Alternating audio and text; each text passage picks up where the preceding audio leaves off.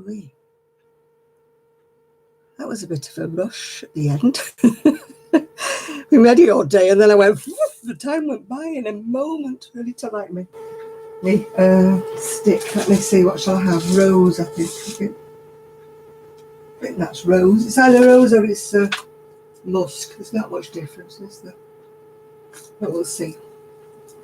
I've got my flamethrower here. So I light it with.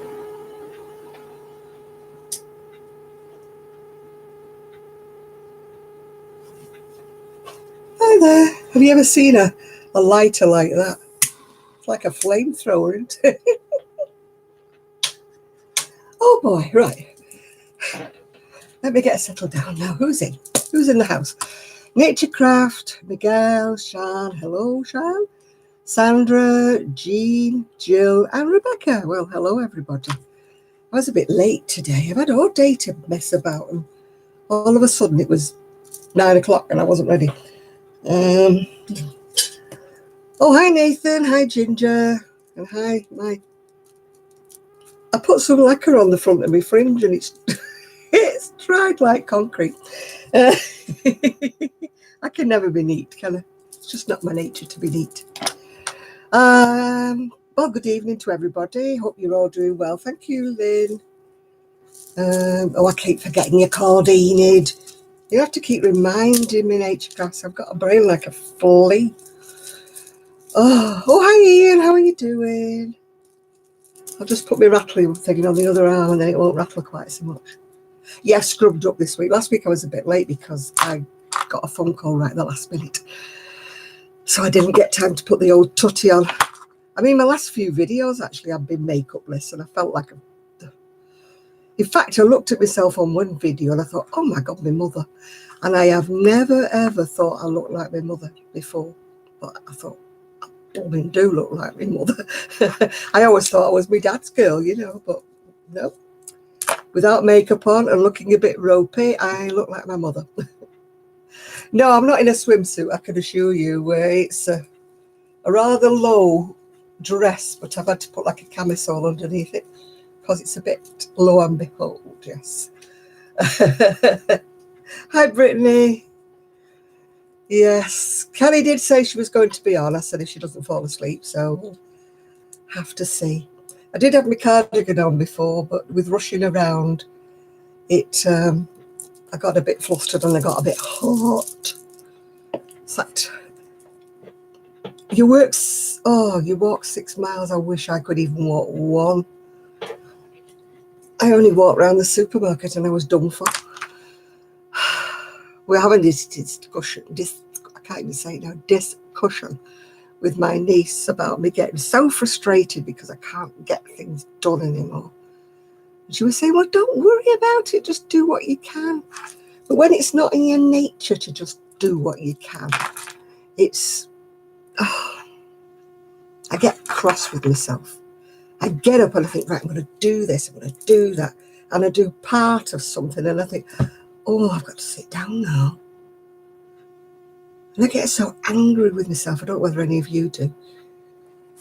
When you can't physically do what your mind's telling you it wants to do. And it's, yeah, I think Enid's boots have got, what do you call it? Booster power. It is the truth, isn't it? Oh, dear. Well, Miguel, did you finally get anything out of your thrift store jaunts today? Oh, hi, Anna. Oh, blimey, you're going to a Hobby Lobby store to see if they've got any more bargains. Well, you've got plenty to look through, Miguel. Honestly, if you could see ours. Our thrift stores, our charity shops are about the size of this house, this room. You know, it's just... I know, Lynn, but I do get upset. I've never been the kind of person who just sits on my bottom doing nothing. And it comes hard for you to actually accept that you can't do it, you know? Yeah, I mean, yes, I do get depression, Brittany, when I can't do things. But I don't say I've got depression. Mine's just being absolutely, excuse the French, pissed off because I can't do anything. My goodness, 10 cents he got them for. I'd have cleared the store out if they were 10 cents, I tell you. I'd have whacked it all on my credit card and hanged her. No, I can't garden. I've got a garden and it pains me to have to pay her once a fortnight, but I'd rather do that than have a garden that looks like next door's. Yeah. Oh, my friend down the road has discovered that her pug is pregnant by her chihuahua. And they're going to call them chugs, which I don't think is a nice description. But what else can you call a chihuahua and a pug mix? You know, you can't, can you? Yeah, I get frustrated, Sean. Rather than being depressed, I don't think it's depressing. I think it's just absolute sheer frustration because I can't do things. And it really... Oh, I do what I can do. I mean, today my niece come, bless her heart. She was so lovely. She helped me to change the bed, which I find very difficult because I can't get the fitted sheets around the end of the mattress. And so she helped me change the bed for me. So I've got nice bed linen on. And while she was doing that, I actually put a few clothes away in the wardrobe, although I am going to have a severe cull in that wardrobe because if I put any more in it, the rail's going to drop down. Yeah. No, it wasn't Gigi. Gigi's had the snip. It's her little chihuahua that she has called Leon. Yeah. So, oops. Great big picture from Pinterest just shot up in my view. One of those, what do you call them, bowie top things, yeah. Yeah, I know what she means about the handicap thing. Mine isn't a placard. Mine's just a little badge thing that we put in the dashboard of the car when we park up somewhere. So at least it's not on view, you know. Yeah. Yeah, the blue badge of wonderfulness. Oh, hi, Esther. You're just doing odd jobs now while you're able. Yeah, I just do a bit here and there. Yeah. I mean, the badge is great. Like, I can park right next door to Tesco's. Well, I can't park. Obviously, I've not got a car now. But my niece can park right next to Tesco, so we don't have to walk miles up the car park. Yeah?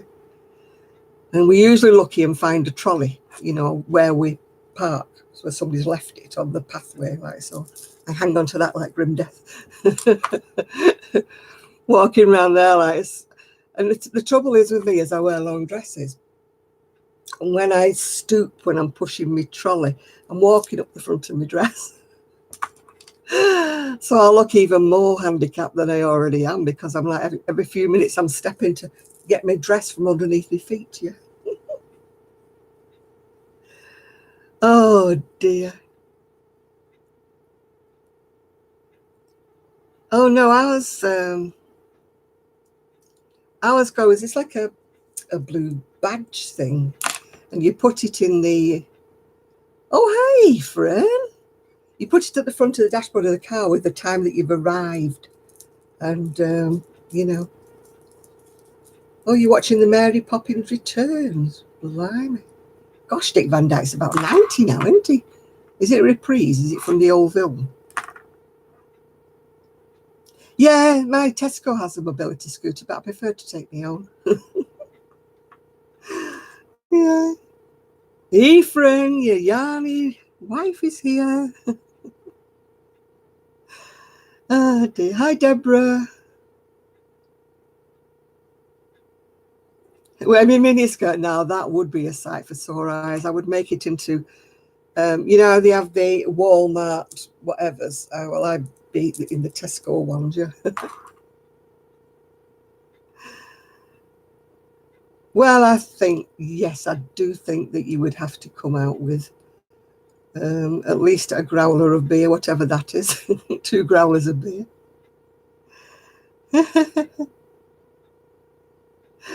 Miguel and I could never pace round your house and throw on shoes and go for a hike. There is absolutely no way. Hey, Kelly's here. She's woke up. Hey. I hope you're all going to wish Kelly happy birthday next Tuesday. I hope you're going to remember. I'm just touting for her happy birthdays, yes.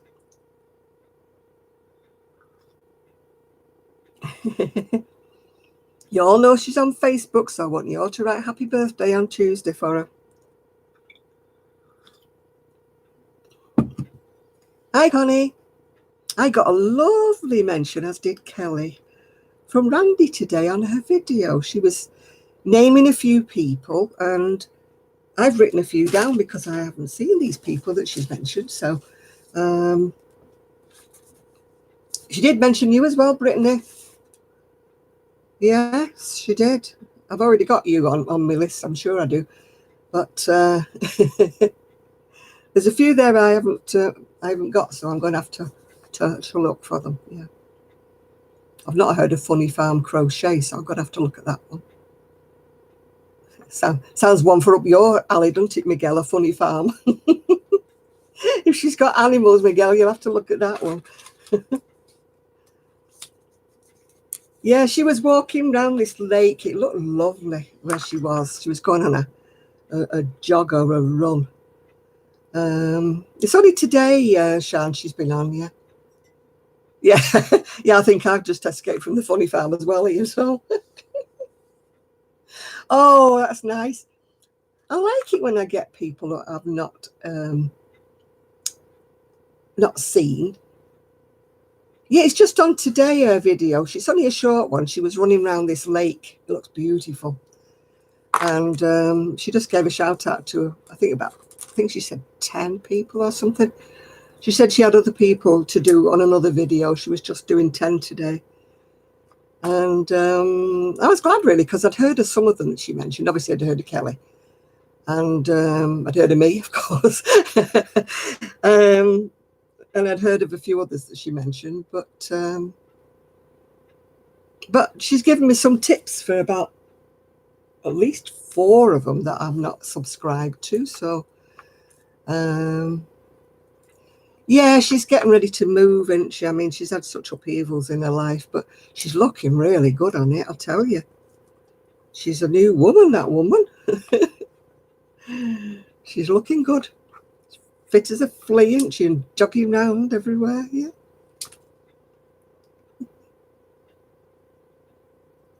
I'll check you out as well. I think your name looks familiar. I don't know whether I'll write it down. I've got a list of people I've got to look up. So I'm sure I'm subscribed to you, Freezer Baby.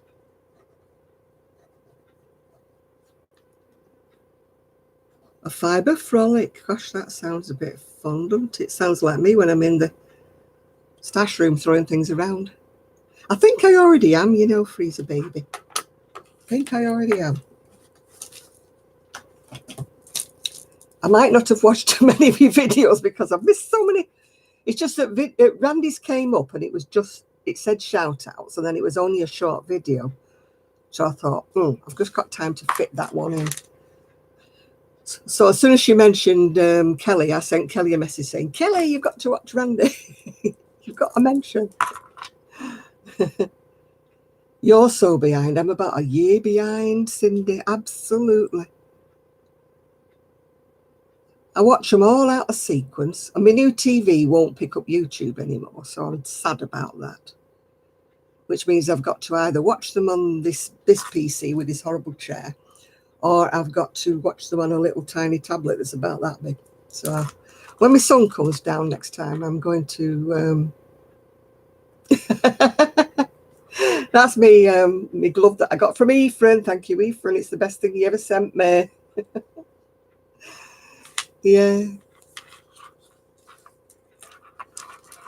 Things coming on for the stall. Oh, it's a very small stall, honestly, Miguel. It's like a little coffee table, really, that I've got one and Kelly's got the other, but they're pushed together, so it's like one bigger one.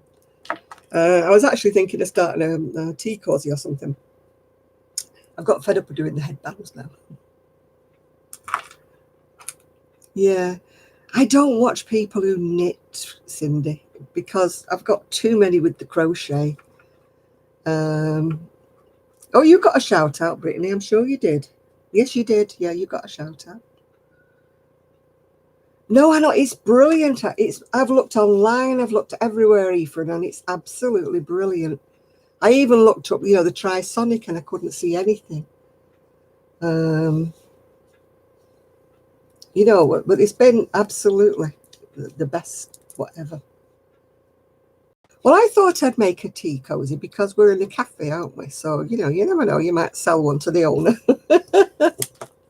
Although it's more of a coffee place, but I must confess, but they do tea. So you never know, she might decide to buy one.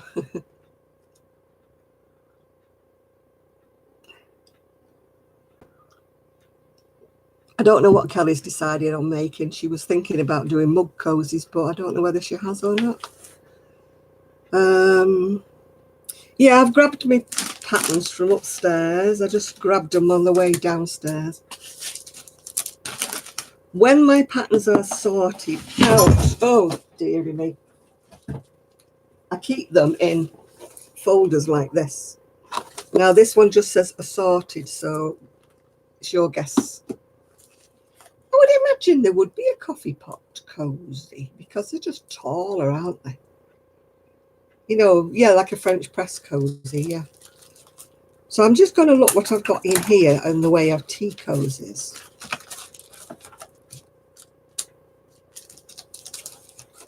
Oh, when I mentioned on my last video that my aunt made me a cushion cover that I thought was awful when I was young. Yeah, but that was the pattern, isn't it gorgeous? She did it in all different colours though. And the reason why I didn't like it was it didn't go with my colour scheme. You're like when you're just married, you're all fancy dancy, aren't you? Oh, is Denise in the house? Oh, hi. Yeah, she is. You sneaked in then, Denise, didn't see you. So I might make them one day. That's a tea cozy. The one I fancied doing is, I've made it once before, I think. Is that one. It doesn't really show you what the tea cozy looks like because it's all flowers on the top. I think it's just plain. So I think that's what I'm going to start with. Yeah, I think that's what I'm going to start with. What else have I got in here? Oh, these are when when I was making the bags and I've never made them and I've made half of them. Well, that is what it looks like when it's finished. I did finish one off ages ago. That was the one I did. These are all things that I've made in the past. All those baby things I made. The gold dress I made for my friend. Oops. That was beautiful. It was silver with sequins all over it. It was gorgeous. That was another dress. Then I made a baby top and another top for my friend. Yeah, they were. Oh, I made so many. I'd forgotten I'd still got these. I can put these on the table to show what I can make. Oh, well, I've taken the pattern out now anyway. Right. Well, you've been on holiday, Denise. That's why you've not been on. Yeah, I love peacocks as well. My son put a photograph of a peacock on his not his Facebook page, his Instagram page. He must have seen it when he was out and about, when he took this photograph. It's all spreading out. Oh, it's gorgeous. Yeah. Oh, you need to be friends with Jan. Me, Jan. Oh, dear. Well, I thought you were all friends of mine anyway. Whether you subscribe or you don't, you're still all friends of mine. Maybe I did see your peacock video. I know I saw my son's. Maybe I saw yours as well. I always look at videos, yeah. Ooh. Put on your Easter bonnet. Why have I got two of those? Why have I got two of those? Right, we're going to start with this. So anything should go, yeah. Oh, wow, Ian, I still haven't got to grips with my tuners in crochet. Oh, what have I done? I hit a button somewhere and all the comments went all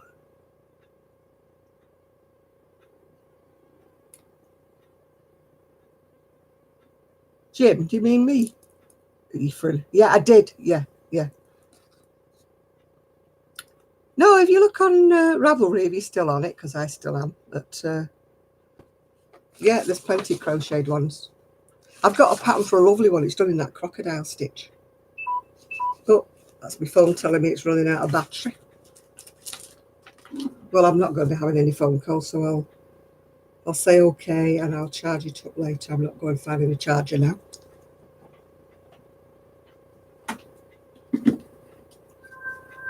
No, I'm not charging it up. I don't need it for anything. Nobody ever.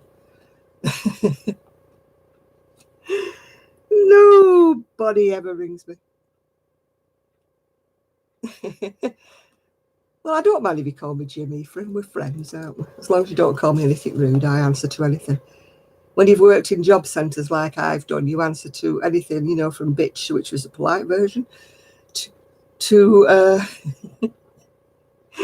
to anything that's unrepeatable on a Saturday show when it could be a family channel. Yeah, it did take me quite a while, but it was the first time I'd ever done one, and I was quite intrigued. It was in shades of pink because it went down light pink, dark pink, and all colours, and it looked ever so pretty when I'd done it. So, yeah, I might, when I find the pattern, I've got the pattern somewhere, but I don't know where. That's my trouble. I have got, well, I think they might ban us for that word. Unless you say twit, yeah. Yeah.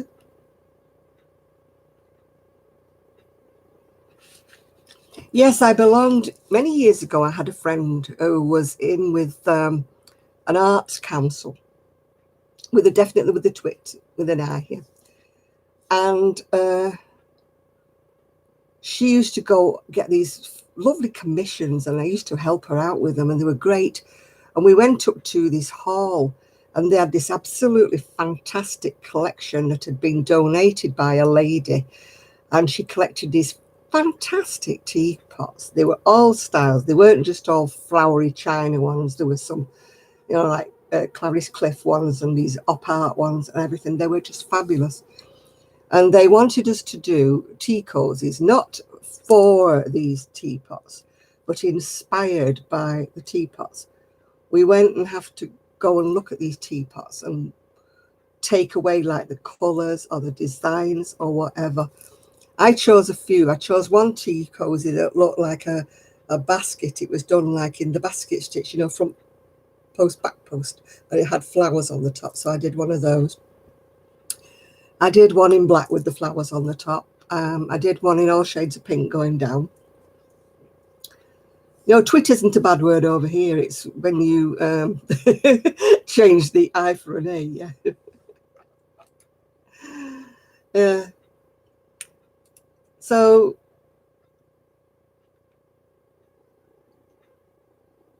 yeah, some people get upset by it, and I don't want to be banned from YouTube, do I, for using a rude word that somebody may take offence to. Yeah, as I say, these teapots, it's something Hall it was called. Hi, Julie. And I used to go with her to all these different places. And we did yarn bombing. We did, it was a musical contest. So we had to do all things to do with music. So I did like, the notes and the cleft, is it called? Where you go like that and down. We did all that. Some people did like little violins, little guitars and things. And we put them all on lampposts and everything. Yeah. Hey, Jan. Hey, me. Hey, Nature Crafts. We used to do a lot of that yarn bombing and stuff. I used to love going with her because she used to go to markets and teach people to crochet and stuff like that. Oh, me Rosie rat. Oh, please don't remind me of that. Oh, dear. I can't wear anything. I look like as though I'm going to mop the floor when I put a rosy wrap on. And yet other people look absolutely fabulous in them. Yeah. Yeah, it depends, isn't it? I mean, Like I know some West Indian people and they each call each other by the N word, but they can say it to each other, but we can't because it sounds horrible when we say it, yeah.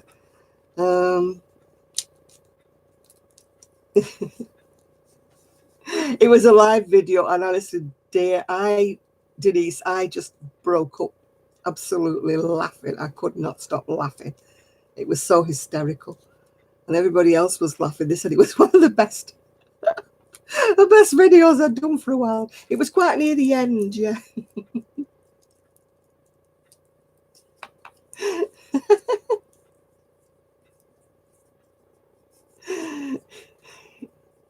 What did she actually say? Oh, you missed the headband one. Oh, the skirt, you knitted it. Oh dear. I had fun time when we were teaching people how to crochet in a market hall. It was great. I had all these, mostly guys coming up to me. No, I'm not putting on again. Go away. I had all these guys coming up to me telling me about how the grandmas used to knit and we're sitting there crocheting, you know, and you keep saying to me, it's crochet, actually, it's crochet, you know. Oh, my mannequin misadventure. I wonder where she is now. Hello, Jeannie. I wonder where the mannequin is now and what she's doing. Yeah, a fly on the wall, yeah. Poor Paris, yeah. Paris number 2's hardly got use since I bought her. In fact, she's bald at the minute. She's got no head, no hair on. And the one I got rid of had the nicer face.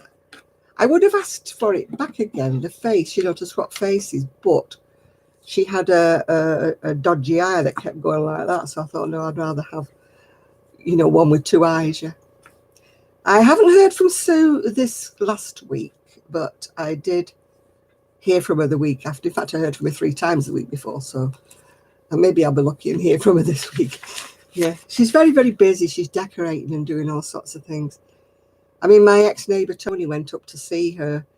Well, not to see her particularly. He went to see his father-in-law, and Sue lives just round the corner. And I said, oh, call in and see Sue. She'd love to see you. Anyway, he did. And he said it's a lovely, beautiful place she's got, but it does need some, you know, TLC, some renovation, because the garden apparently is massive. So every time I've spoken to Sue, she's been out in the garden doing something. Apparently she's in charge of the flowers and her other half is in charge of all the eatables. So we'll have to see. Yeah, Paris was the right slapper. She used to wink at everybody. Yeah. Oh dear. No, she had one eye. I couldn't get the eye. Her eye had gone in because she bashed herself. Yeah, I miss Sue, yeah. Well, my ex-husband always wanted us to have a big garden because he always had this thing, he wants to grow things and that, but I'm so glad that I didn't get a big garden. Yeah, he's got a home now, Miguel. She's home. We're not announcing it yet to everybody. He just wants to get settled in first, yeah. Yeah. Oh, thank you, Dory. Yeah. Well, I used to try to be a gardener when I was young. My ex used to love gardening. But now I can't do anything. I'm so glad it's a small one because it doesn't cost me as much for the gardener. She comes once a fortnight, mows me lawn and keeps me little trees and bushes and things in order. And the hedge, yeah, she's got the hedges to do. I don't have many flowers. It's sad, my garden. It doesn't have much colour in it. Every year I keep saying I'm going to get those, like, you know, what do they call them? Like window boxes, but to put them on the decking. Every year I say that, and every year I don't do it. And maybe we should aim for next year. Yeah. Yeah. Oh, I don't want any crocus cactuses, Miguel. You know I don't like them. Yeah. Oh, I used to go, oh, God. I used to go round and round the block in a car at 3 and 4 o'clock in the morning to get mine to sleep. And then try tiptoeing in with him when he was asleep. But the minute I used to put him in his cot, wide awake, oh gosh, he was a horror. I used to contemplate leaving him in the car all night, you know, but you can't do that, can you? I mean, many a time I've nodded off in the front seat because he's been fast asleep in his car seat in the back, you know, the back seat. And I slept with my head on the steering wheel many a night. Sometimes my ex-husband's got up, well, he was my husband then, got up to look for me because he wondered where the pair of us were. We were fast asleep in the car, both of us. Yeah. Oh, hi there, Robert. Doing very well, dear. Yeah. I used to chop the hedges with shears because every time I bought a pair of electric shears, I used to cut through the hedge, cut through the wire. No matter how hard, you know, I used to put them over my neck and everything, but I still used to cut through the wire.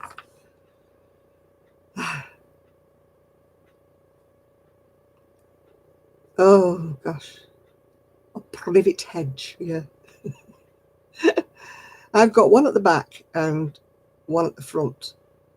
And my next door that used to belong to Tony, when Tony comes now, he goes mad because they've never trimmed them since they moved in, and they're just going overblown. They're horrible.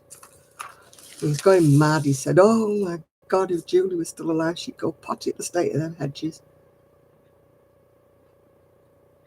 All right, who's going? Oh, Sean. See you in a bit, Sean. Hi there. Let me think. It's not Heidi. Penny.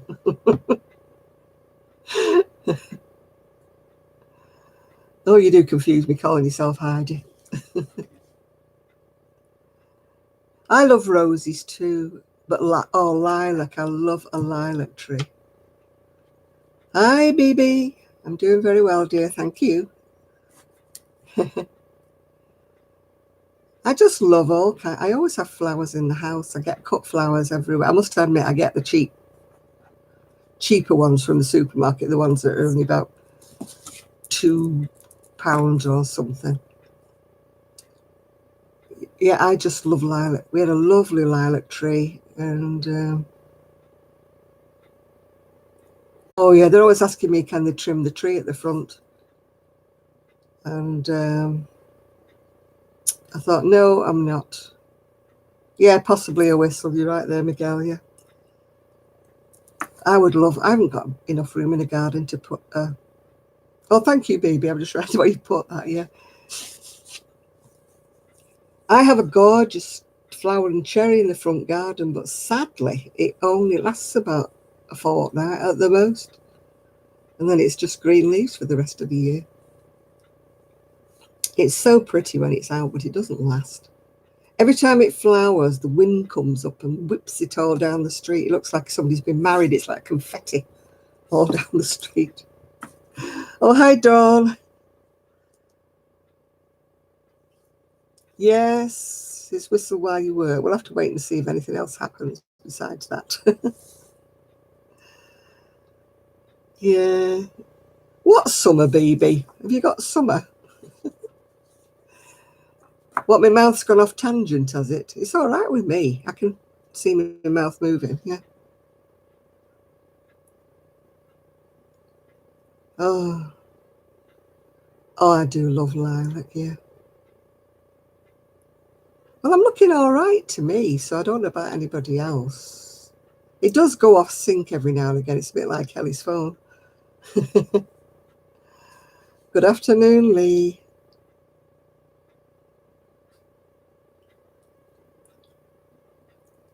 Is it out of sync to you as well? See, it is to some people, but not to others. Oh, petunias, I've not seen any of them for a long time. We had some warm days. I think we've had maybe 2 or 3 good days, hot days. And then I think that's it again. I think summer's gone again.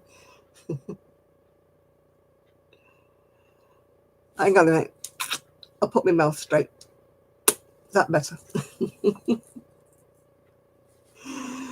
I can't refresh because if I refresh it goes off completely and I have to start again. Yeah. Oh, that sounds lovely, Ian, that. I like to see hedges, you know, when they're all flowers. It's really pretty when you're going down country lanes and, you know, it's all sort of pretty, isn't it? And you get these hedgerows that are all, you know, full of flowers and that. My, what do you call it? Oh, not me, you know, I refresh my page, I disappear. My privets have got flowers on them this time. Yeah, let me see what my weather is. It's not that warm, I don't think. Oh, it takes forever to come up. Come on, come on, come on. Oh, it's moving. 61 degrees F, or if you're in centigrade, it's 16. So that's what it is at the minute. It says it's sunny, but they're lying because it's going dark out there, so... Oh, yeah, that must have been the daytime. The evening says it's cloudy. So, have I got any chance of rain today? Let's have a little look. Oh, 70% chance of rain. So let's hope it rains tonight. Yeah.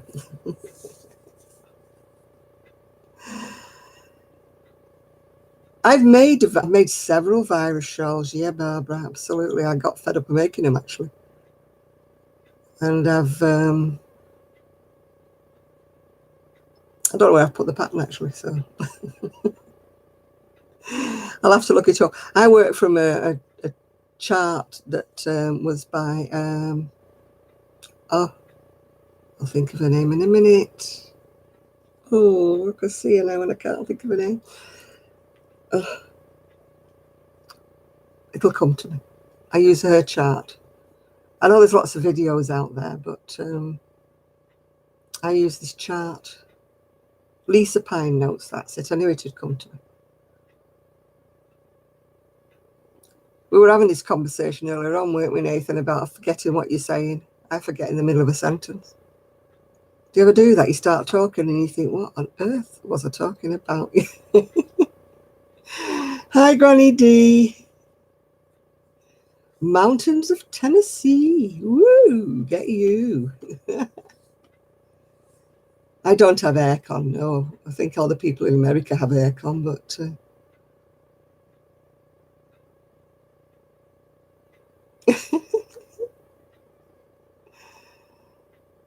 Fiber Spider. I do watch some of his. I don't watch the ones where he's reading. I do watch some of his when he's doing a tutorial, yeah. No, I'm not feeling naughty. Go and buzz off.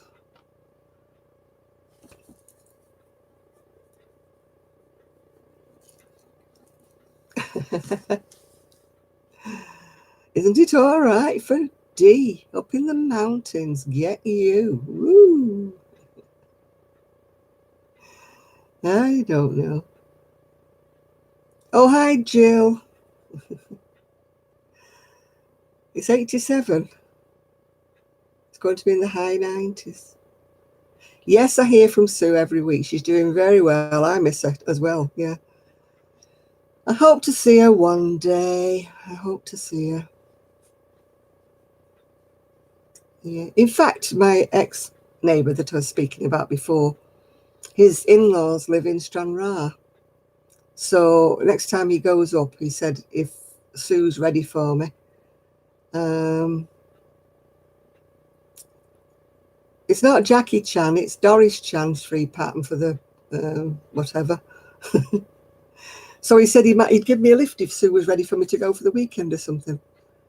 So, yay. Oh, hi, Josh. Have you come on? I didn't see you come on. Have you missed much? No, not a lot. And I'm not looking at Hobby. They can keep telling me how many sales they're having, but I am not looking. If you could see how much Hobby cotton I've got to... Yeah, I've threatened Sue I'm going up with big bags full of wool to put in her she shed. No, BB, it's Doris Chan is the one who does all the patterns, but there is another lady called Chan, isn't there, who does patterns as well. I can't think of her name. Sure somebody else can think of it. Vicky Chan, I think she's called. You come to the right place here, and I've got lots of foreplay cotton.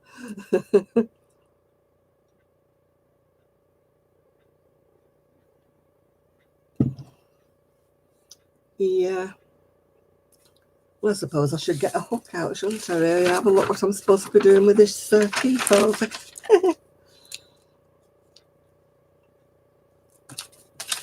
Right, let me have a look. A 4mm hook and double knitting. I also will need a stitch marker, a needle for sewing in the ends, and a teapot, of course. Well, I haven't got a teapot, so I'll have to just mime the teapot. Oh, this is great. Do an initial chain long enough to go around the base of your pot. I haven't got a pot. I don't have tea. Don't have a teapot. Oh, wonder how much.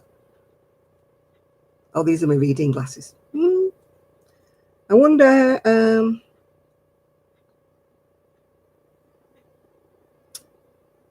Work enough rows so that your tea cosy sits just before the base of your spout. Oh.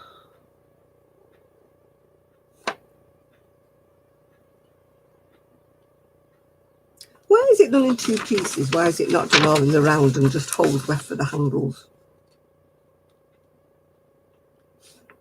I think, yeah, you've got to measure your teapot for you. Oh dear. Yeah. Oh, that's great, isn't it? Yeah.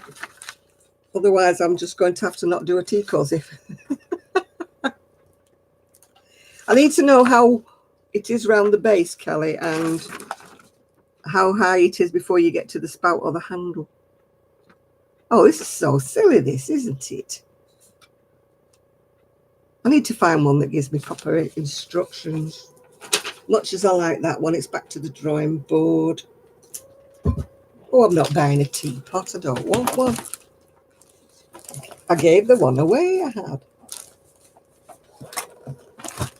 You need to measure every bit of the blooming teapot. You need to measure around the bottom how far it is up to the spout, how far it is up to the handle. Have I not got another pattern? Or shall I make something else?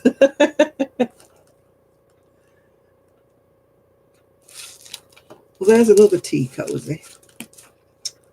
That's done in most colours. Done in 3 colours. Crochet water lily. Oh. Well, this one, you start with the water lily and you work your way down. Oh, stop it. My phone's peeping at me now. Ooh. Well, I think it's a no-go tonight on my crocheting, don't you? Because I don't feel like making another headband. I just don't feel like it. And I just came prepared to make a tea cozy. Oh, do you like my glasses? I think they cost me about £2. They're actually just reading glasses. They're not from the optician or anything wonderful like that. I think they're rather fetching. Or I could wear my shades, couldn't I? Yeah. I could wear my shades and look very film star. Touch wood, Teresa. My legs are not too bad today. Yeah, I look very film star with my glasses on, don't I? They're not too bad today. It's my wrist is hurting today, yeah. A bowl as a substitute. It doesn't have a handle on a bowl. I crocheted one flower from a pattern that was like supposed to be all loops.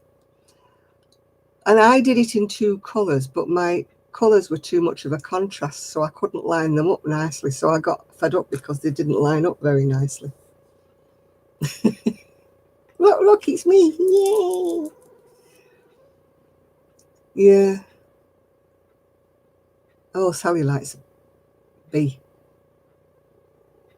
A house in Manchester not have a teapot. Well, my house doesn't have a teapot, I'm afraid to say. Because I did have a teapot, because when you get married, everybody has a teapot, don't they?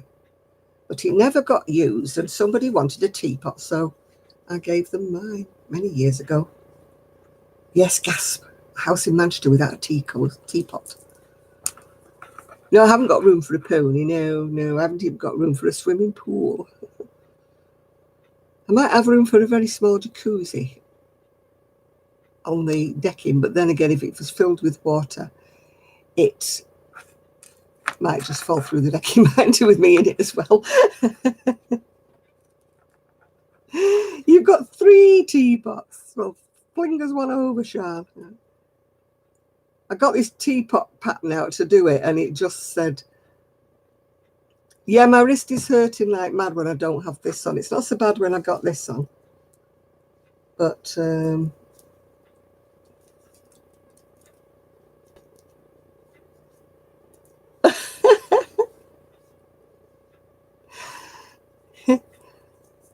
I can't understand why people don't have kettles in. A lot of people don't have a kettle in America. What do you use to boil your water? You don't have a kettle, electric kettle. That amazes me that people don't have a kettle. Maybe it's because they all have coffee. You put things on the stove. Electric kettle boils in a couple of seconds, you know. How weird. How weird. Yeah, I've had to do that, boil it on the hob. I've had to do that. Oh, we always used to, in the olden days, we used to have a kettle. It was always on the fire. You know, we always had a massive, massive kettle. It was always black because it'd been on the fire. And you used to, it was on like a trivet. And you used to swing it into the fire if anybody came, so it would boil itself. Yeah. And it's the same. We used to have a trivet. And you used to push it, if you put a stew or something, you used to put it into the fire until it started boiling, and then you'd pull it out a bit while it was just simmering. Yeah.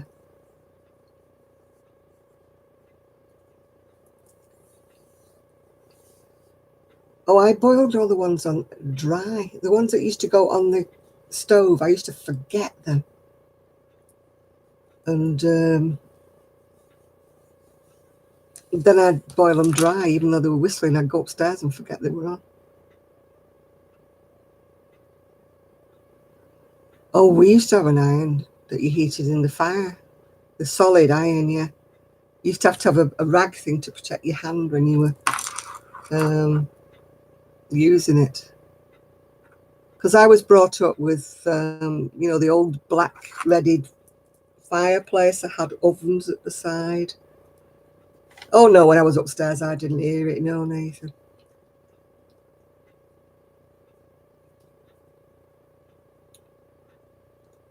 I went to somebody's house once and they asked me, did I want a coffee? And they actually poured milk in the kettle. I was like, what are you doing that for? And she boiled the milk in the kettle, and I'm thinking, well, yeah, you can't clean it, can you? You know how milk sticks and everything. Yeah. I bought a little frother actually today. It's only a little thing like that, electric frother. It's for like when you're making Horlicks and Ovaltine.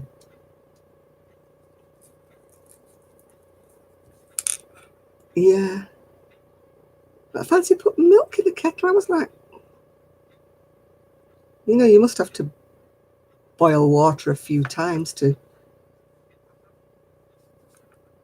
Oh, yeah. No, I just bought it. It's only a little thing. It's just like a little whisk on it. It's tiny. It's about the size of a 10p piece.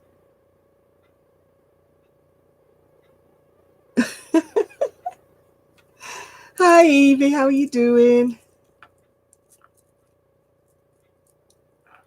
Yeah, I don't really have a lot of milk, but yeah, I love milk with, if I'm making Horlicks or Ovaltine, I like frothy, so that's why I got a frother upper, if you know what I mean. Crochet. I haven't got any crochet, I told you. I can't do it because it says I've got to measure my teapot and I don't have one.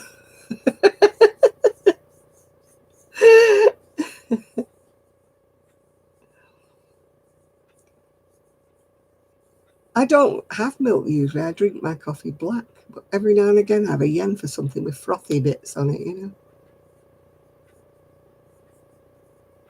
Horlicks is a malted drink. Creamer is those, well, is it powdered stuff you put in? I don't like that.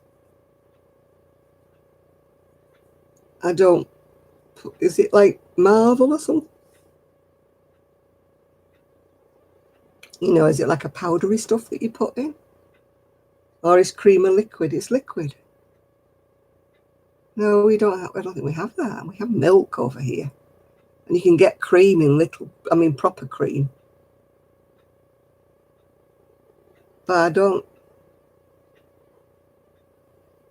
no, I don't think we can get that over here, can we? Creamer. We can get the powdered stuff. I don't like that powdered stuff though. That coffee mate, no, it's horrible, isn't it? Horlicks, it's a malted drink. It's white and it's, I don't know what you call it. You probably have it in America with a different name.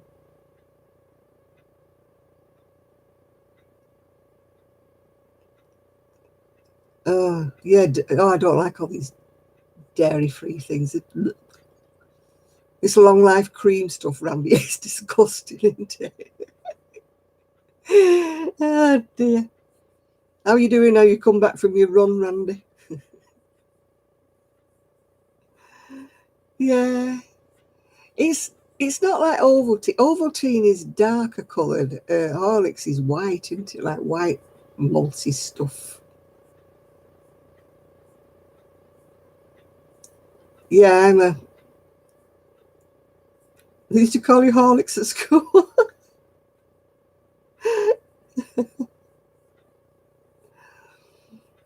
Yeah. You're sweaty and gross. Oh, right, okay. I'm sweaty and gross as well, but I haven't been jogging. All I did was help to change the bed. My niece changed it for me, really. Yeah.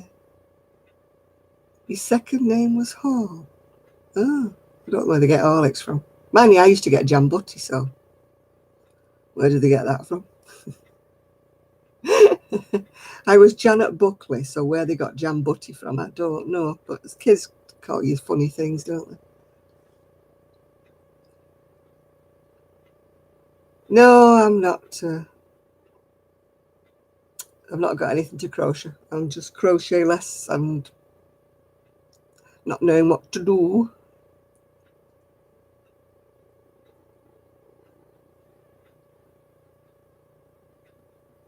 I'm not allergic to dairy, but I can't have too much of it, if you know what I mean. Hey, what came in our neighbourhood? An ice cream cart. We've not had one of those for about 5 years. Whee! Yeah. I went out, was like, ice cream. My Buster used to love the ice cream man. Soon as he heard the chimes, he would start to bark. And if I opened the door, he used to be waiting at the cart, pushed in front of everybody to wait in front of the cart. And I used to say, you've got to wait your turn, Buster. You've got to wait your turn. You push in front of all the little kids till he was right at the, you know, like that to the bloke, yeah. Yeah, it had musical chimes and everything.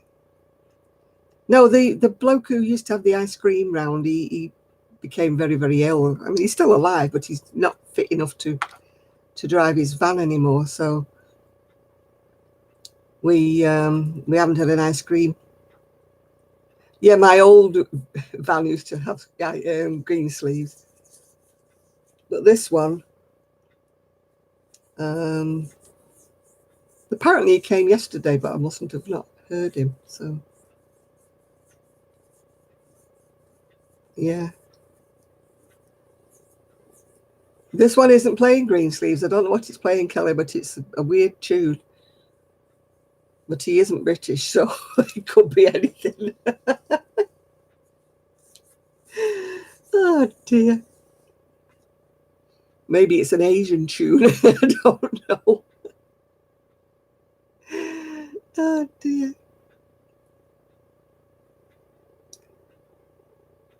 We don't have that scrubby yarn, I don't think.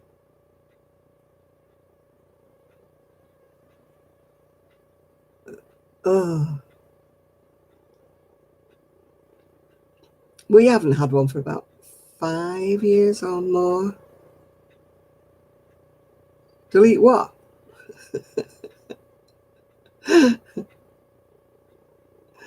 We don't delete things on here, Penny. We just leave them.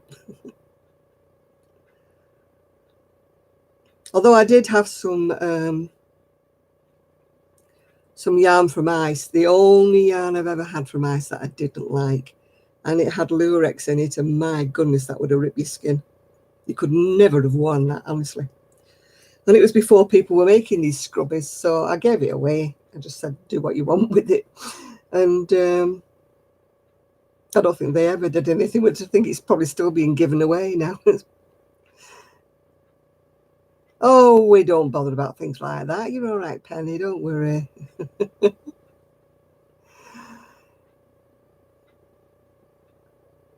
So yes, I could have made scrubbies out of that thing. It was lurex. It was vile. It's the only thing I've ever had from ice that I didn't like. And I'd ordered about 3 colours of it, and it's. We used to have a fruit and veg man when I first came round here, but you know, he's not.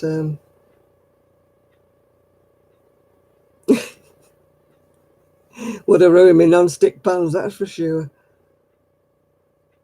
I'm not so bad crocheting with eyelash yarn if I'm just putting a stripe, like in a shawl or something.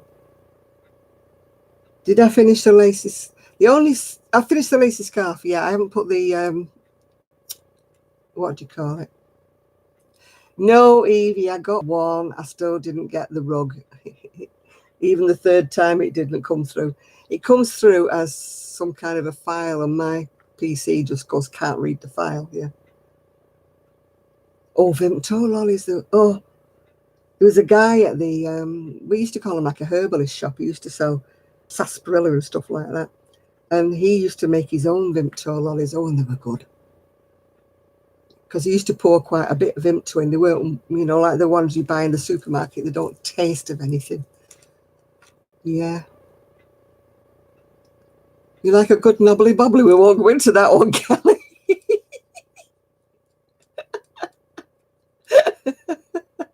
Kelly likes a knobbly bobbly. Oh dear, I've never heard of one of them, Kelly.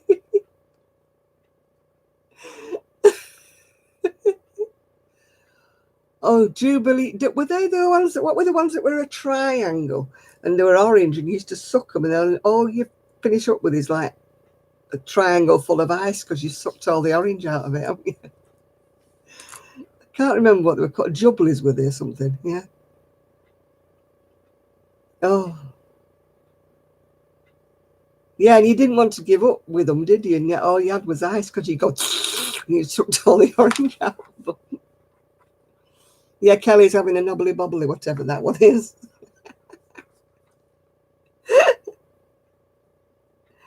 I don't think I've ever heard of that one, Kelly. You've got some strange ice cream men round your way. I always have the same thing, a twist with the flake. Yeah. They're like a brown sugar twist cornet with ice cream and a flake stuck in the top. I used to always have the same thing, and I still do.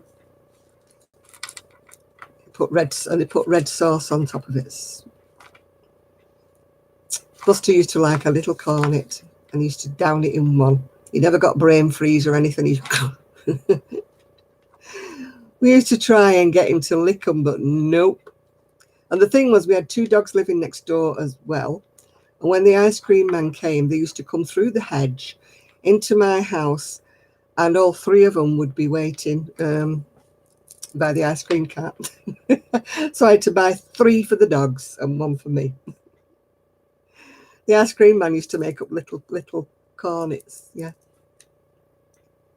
Yeah, mine cost me £2 today, Nathan. My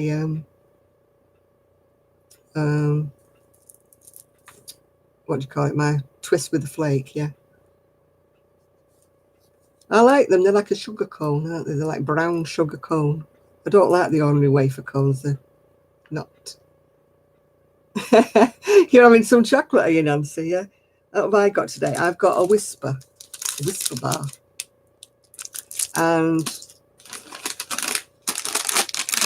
Walker's Ready Salted Crisps. No, I didn't get a double one. It was just a plain sugar cone. Yeah.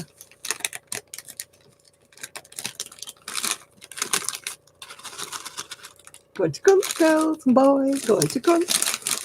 You've got quavers. I'm never keen on quavers. And I always hated those Watsits. Well, you get orange fingers, don't you? Oh. What's a Conchas? Conchas, whatever they are. I know you were discussing them before on the Facebook, but I didn't know what you meant, Miguel.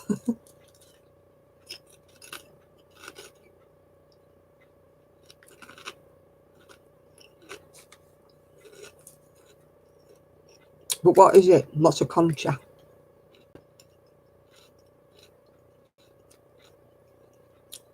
My education in foreign foods. No, I'm from England, not the US, Bartek. What time is it? It's 10:05 in the evening.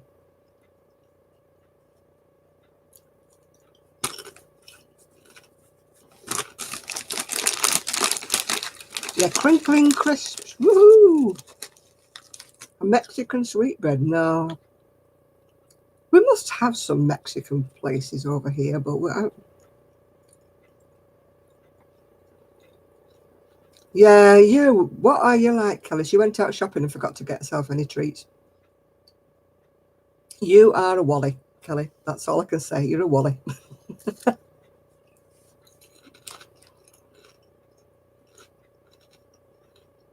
When I looked at my shopping today, it was nearly all treats and whatever.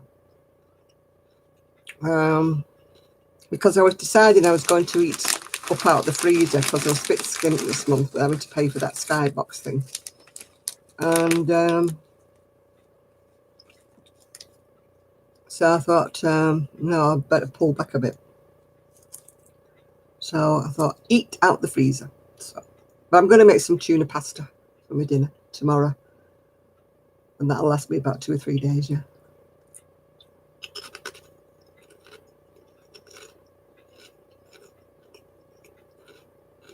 Who wants to borrow? One of the neighbours.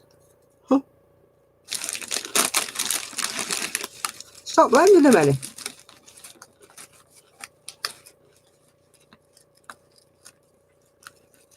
My neighbours luckily don't ask me for money. Well, they know I haven't got any anyway.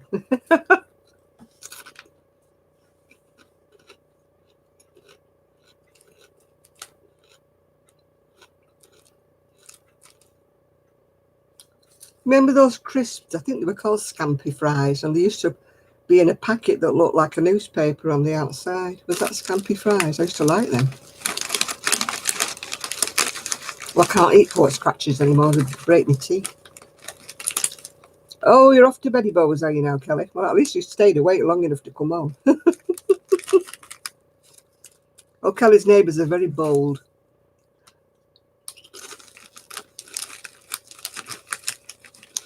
No, she doesn't charge any interest. That's why they keep coming back.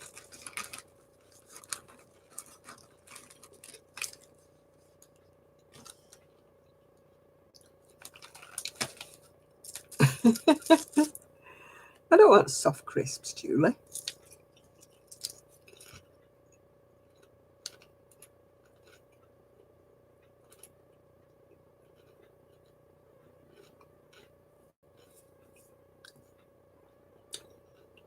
Nathan, that's bad English. Can you lend me a fiver or can I borrow a fiver? Oh.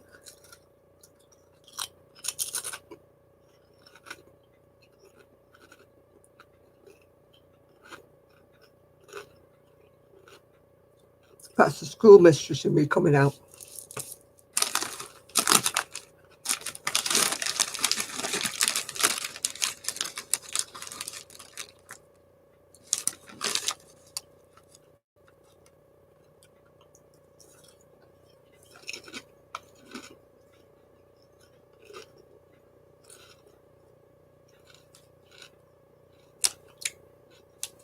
It's, yeah, crisps are what you would call chips in America. Yeah. Any kind of chips. All right, Edie, we'll see you later. You don't have a schoolmistress? Somebody said to me I looked as though I was a teacher. Because I do that all the time. It's just the force of habit. If somebody says something, I go, you mean what?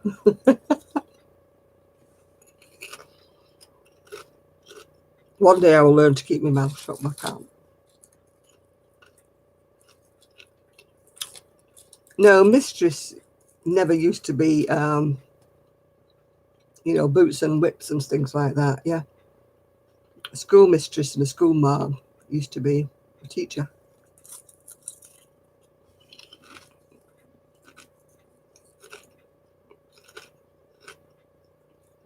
Over here, it's not a mistress, it's a madam.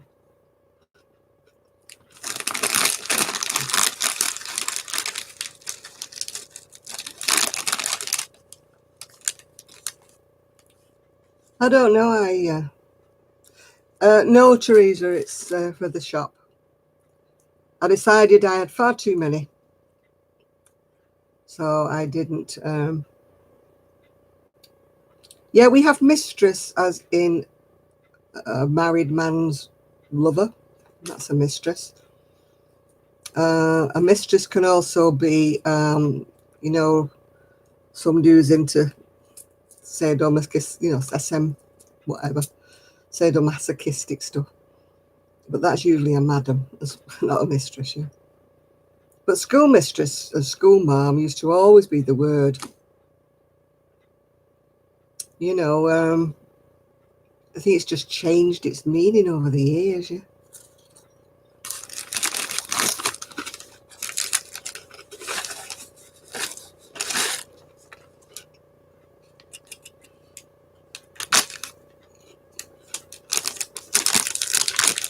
No, the principal over here is like the head of the teachers.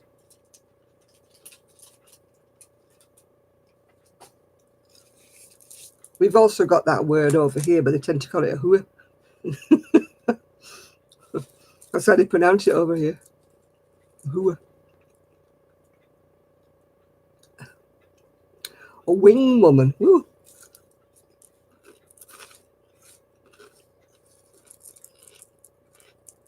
I'm not saying anybody's name, so buzz off.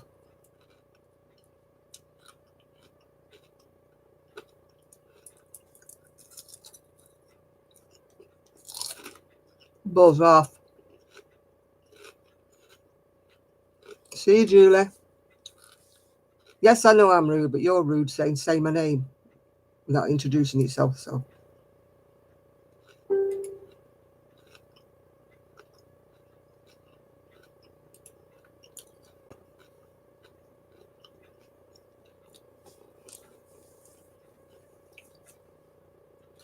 I don't understand you, dear. I only speak English.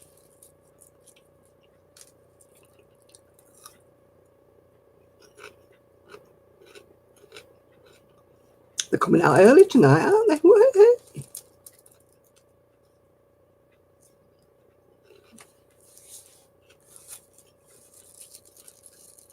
All right. Well, good afternoon to you, dear, even though it's evening over here.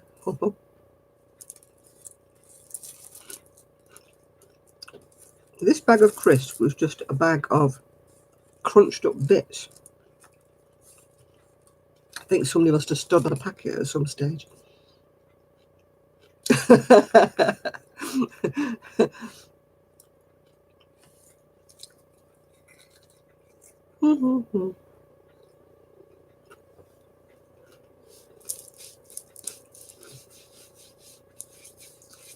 It's better than my Spanglish. I don't have anything.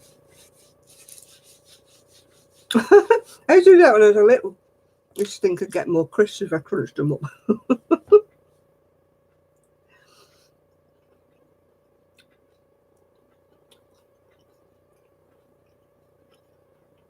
I only know it in French, parlez-vous français, that's all.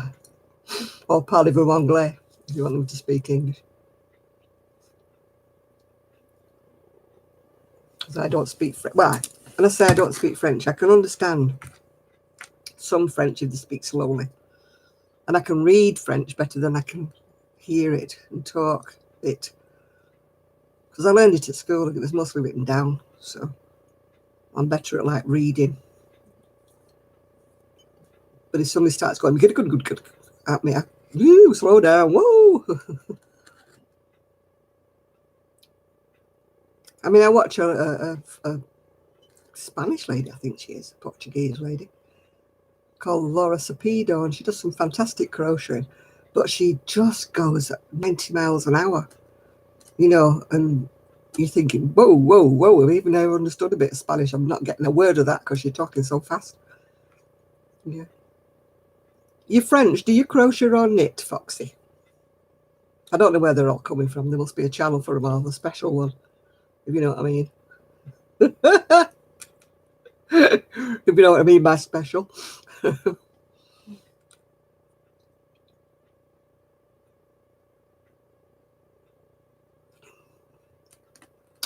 you just love it when people say, oh, you're truly special? No, I don't want to. No, I don't. No, we're knitting and we're crocheting here, Foxy. We're not talking about people.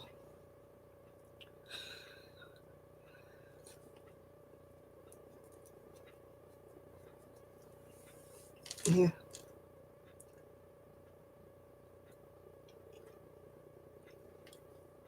United Nations of YouTube.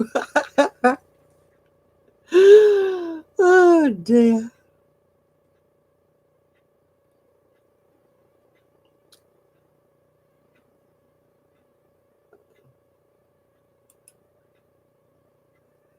Look, will you all stop coming in?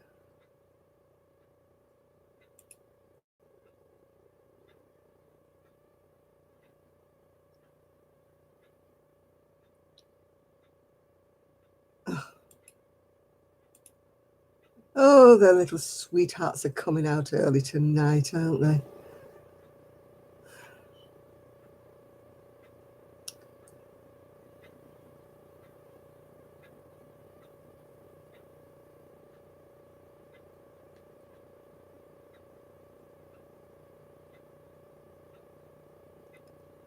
Now, don't say you got a fungus. It sounds lovely, Miguel, that.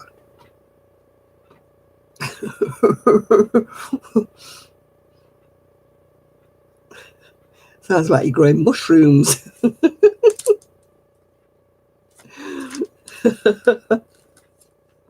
You got visions of your toes with things sprouting in between them when you say you got a fungus.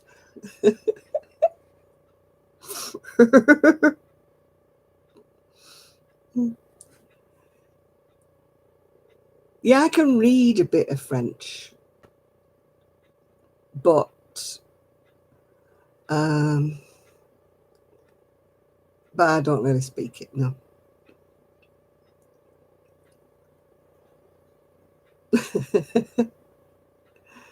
No, I learned French when I was, from about 13 to 16. So that was a very, very, very long time ago. So, no, I don't really speak. Anything. If you're crocheting, Foxy, you can stay. If you're going to just talk about Johnny Depp, then we're sorry, you're on the wrong channel. Uh-huh.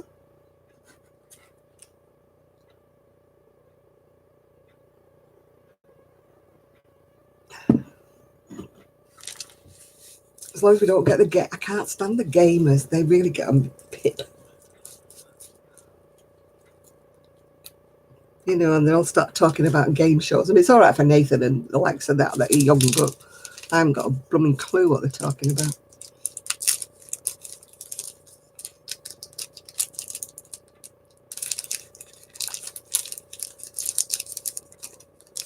You know, I mean, they can see it's not a gaming channel, can't they? So why do they want to come and join us? Because we're all, well, I'm an old fogey on here, so why?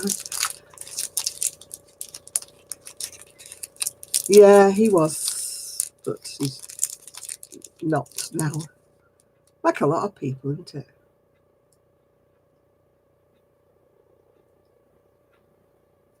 Yeah, if they're gamers, then fine, they go and do on the gaming channels, but why come on our channel when we're talking about crocheting and knitting? I don't understand why they find it very interesting.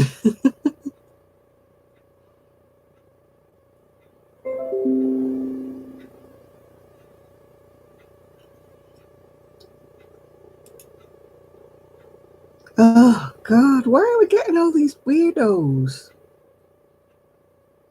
Yeah, I mean, I know it's okay for the young ones. They like the gaming, and fair enough. They can talk about gaming all they want on a gaming channel, but I don't like it when you come on here, you know, and we're a crochet channel and start talking about gaming, you know.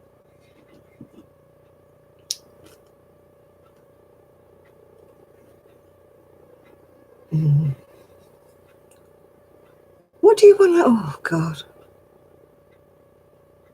I think Foxy's whistling here.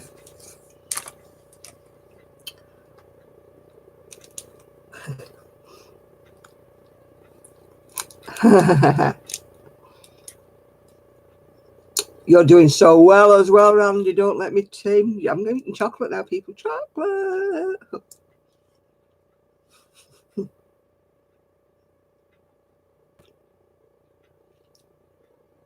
Yeah, people.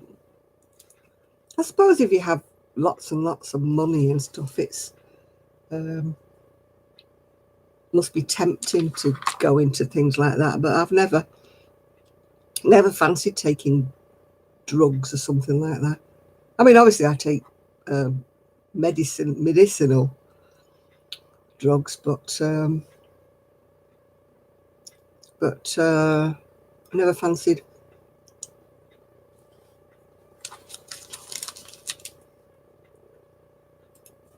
Oh, they do that because they want you to sub back to them. That's what they do that for, Penny. I've subbed to you, so you should sub to me. I don't believe in that, no. I sub to people I want to watch, yeah? Yeah. I mean, it's the same with me. I mean, I don't want people to sub to me if they're not interested in what I'm doing, you know? I don't want, how can I put it? I just don't want subs if they're not what I call genuine subs, if you know what I mean. I'd rather people who sub to my channel actually wanted to watch me, yeah? So, do you know where you're going to be moving to, Randy, or have you made a decision on your house yet?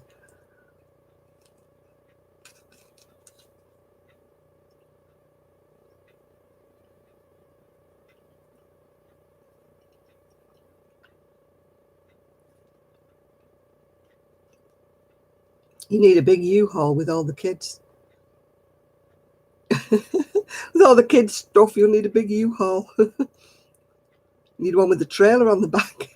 By the time you've loaded up the kids' gear.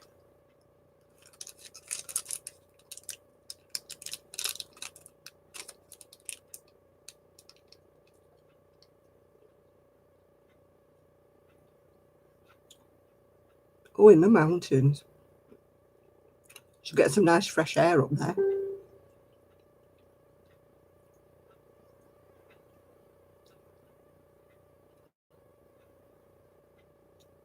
rise above all the smog and the fog and everything else, yeah.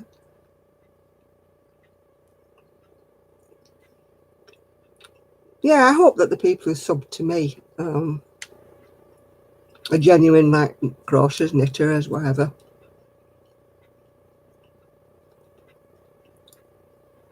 Is Lady Jane being a pain again? Yeah, I suppose we don't get, when I say we don't get that many forest fires, we do get fires on the moors because some twits think it's wonderful to set them deliberately. During the summer, we had idiots taking barbecues up there as well.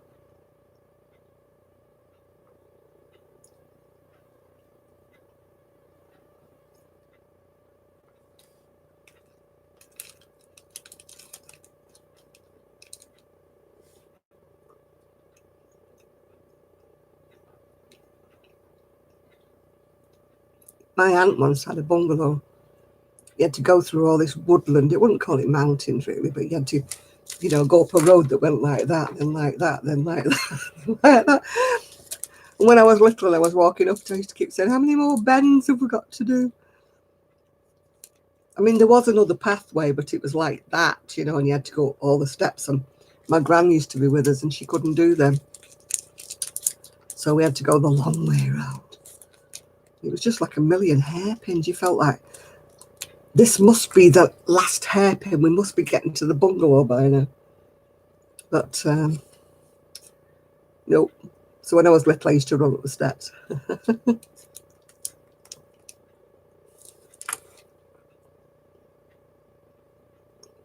Yeah, we have what they call the moors around near me. It's just like moorland that's just not got anything done to it. And there's lots of wildlife live on it and things like that. And of course, every time they have a fire and people set fires and that, it destroys all the little rabbits and all the little wildlife and everything like that. So it's very sad.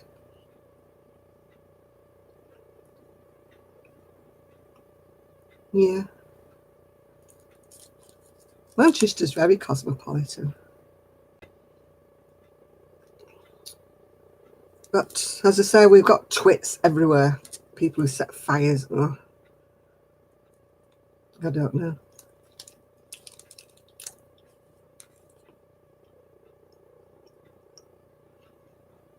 Well, the fire brigade resources are limited and sometimes they're miles from any water.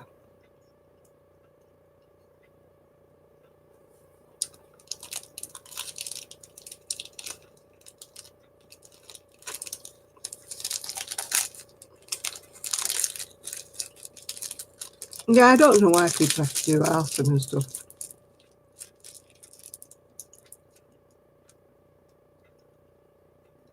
Yeah, I mean, I just don't understand people in general, I think. Well, not all people, but some people. Hi, Denise.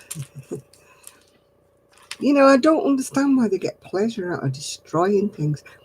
I mean, I sort of promote when I can this little animal centre that's not too far from me called the Pennine. And they look after dogs and that. It's a no-kill shelter unless there's something wrong with the animal. And they got a break-in. They just had a big fair to raise money, like to, look after the animals that are in there. And somebody broke in and did £3,500 worth of damage, stole all the prizes that were due to be held out in a raffle, broke the door down, did all sorts of stuff. And you're thinking, they just take money out of those little animals' mouths, really, because the £5,000 that they raised at the fair that was supposed to be going to help keep the dogs with the food and everything like that, they've now had to spend £3,500 sorting out the mess. So, it makes me so angry. I mean, fortunately, they didn't get to the animals. That's fortunately they didn't. But they kind of broke into the shop part of it, yeah. But, I just, oh. And I mean, it's not that many years ago that Manchester Dogs Home, they set fire to that and quite a few dogs died, yeah. I can't understand the mentality of anybody wanting to do something like that. And then you get Christmas, don't you, where people break in people's houses and steal all the kids' Christmas presents. And you're like, how can you do that to children's Christmases? The security cameras were more or less on the dogs, I think, because they tend to think that people might go in and harm the dogs. So they weren't actually on the shop bit.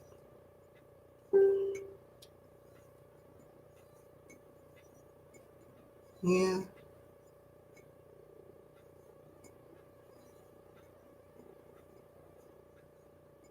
What's my passion? Crochet. That's what the whole channel's about.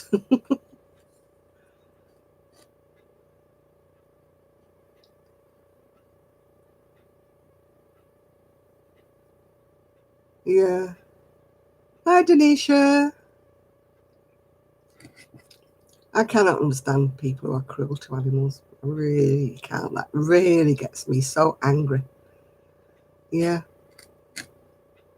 But I don't like it also when people put these horrible videos on YouTube. I don't really want to see what's been done to these animals.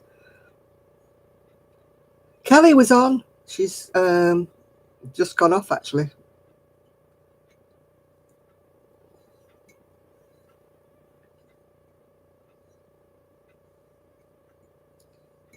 Yeah, who's going to look after Renegade unless he's not going to put him in a kennel, surely? Or has he got to donate him back to you when he goes? Yeah, that's sad. I hate putting animals in a kennel unless I have to.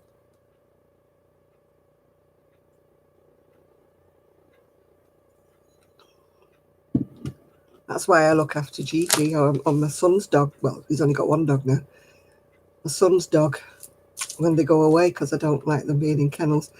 They weren't too bad when they used to go in kennels together because they used to be in together. And they did find a really, really nice kennel that treated them very, very well. And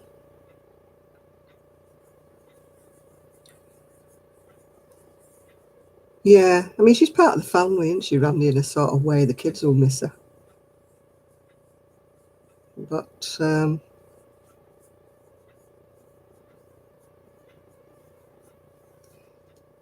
no, I would never be cruel to an animal. I can't understand it. I mean, I might have second thoughts if it was a rat running around in the house, you know, that's, or a cockroach or something like that. But I'm talking about, you know, pet animals, yeah. I know that's the problem. You know, she'll probably die of a broken heart or something, Randy. I hate to tell you that, but she probably will.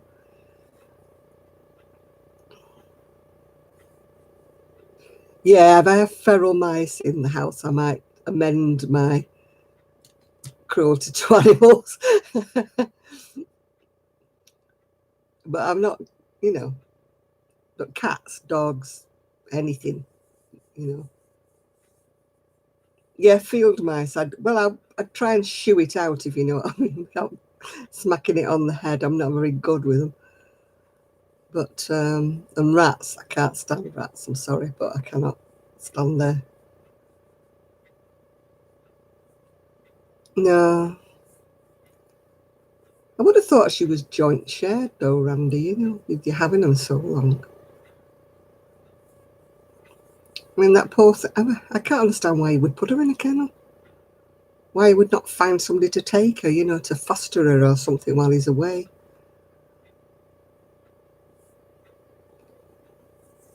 I always had a cat when I was little, but we had several cats because we lived on a main road, and the average life of my cats used to be about 6 months because they used to get killed because they would run across the road and get whopped. And so I think we managed to keep one cat about 2 years. Yeah, yeah. I would hope he would do that, Randy, and not just put her in a kennel. That's cruel. Surely he can see that that's cruel. Especially if he's gone for weeks, she'll wonder what on earth's happening to her. I would hate a dog to have to go in a kennel. Yeah, that would be a good idea if he did that. Yeah.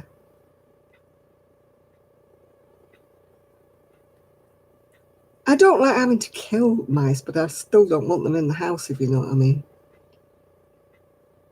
You know, I go potty, one run across my feet or something like they used to.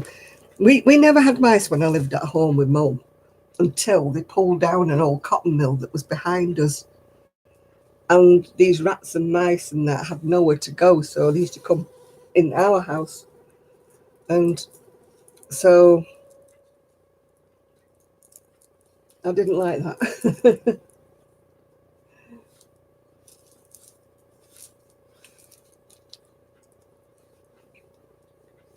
I always thought that I'd finish up being a crazy cat lady, but instead of which I'm an adoptive dog lady.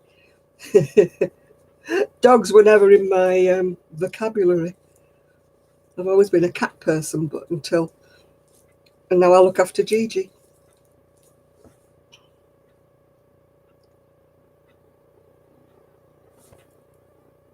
Yeah, I would love another dog. Absolutely adore another dog, but um, I can't look after one because I can't take it to walk. Yeah. Oh, this is an old thing. It's all fluffed up, and it actually makes me itch. I need to make another one this colour because it goes with so many of the things. A budgie, yeah, we've had 2 or 3 budgie regards. They were always called Joey. We're very, very limited with our names of birds. They were always green and they were always called Joey. We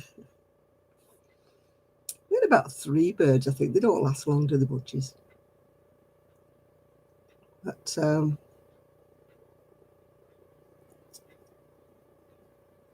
my aunt kept one for ages. She had a blue one. It was called Peter.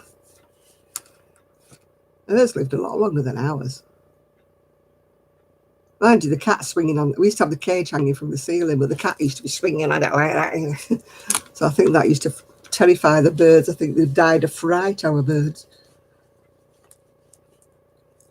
And then sometimes they'd get out the cage and they'd be flying all around the house and swooping round, and my dad would be trying to catch them with a tea towel.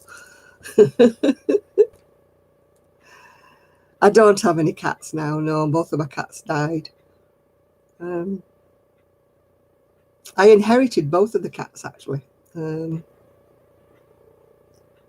So I haven't had a cat for a long time. And then Gigi wouldn't like a cat. He's not used to, well, he chases cats. And that was a crisp. All right, okay, yeah. I'll see you next week. Well, my son's, well, he's only got one dog now, but she chases squirrels, cats, everything. So if I had a cat and I looked after her, which I do when it's holiday time, she would drive a cat bonkers. Oh, I've got crisps down my cleavage. That's not nice, is it? Crinkly bits down my cleavage.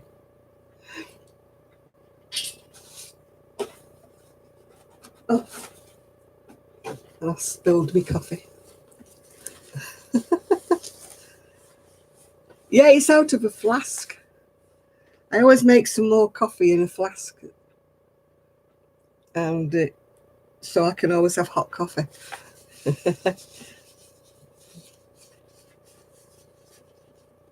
I've eaten my snacks. Yeah, the crisp went down my cleavage. I could feel something prickling me.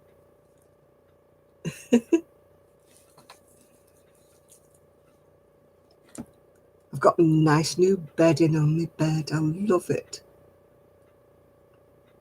Must be nice if you were dead rich and you had staff. You could have nice clean bedding every day. I love that feeling, when you get into bed and it's all clean and crispy. That's the only thing I like about a hospital. When you go in, the bed's always crispy. And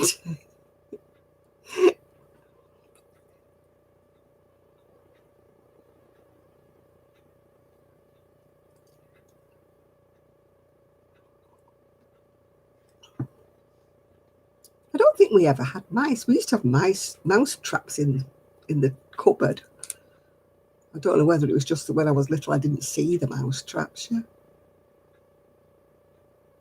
Oh, when I was first married, I used to iron the sheets, but what I used to do was put them on the bed and plug the iron in and iron. Oh, I try not to think about that, Miguel, how many people have laid them. How many people have died in the bed before I get in it. I try not to think about that, yeah. I just think about the nice, crispy, clean sheets. It's like when you go in a hotel, you haven't got to think, have you, what went on in that bed before you got in it? You just can't think that way. It would just put you off.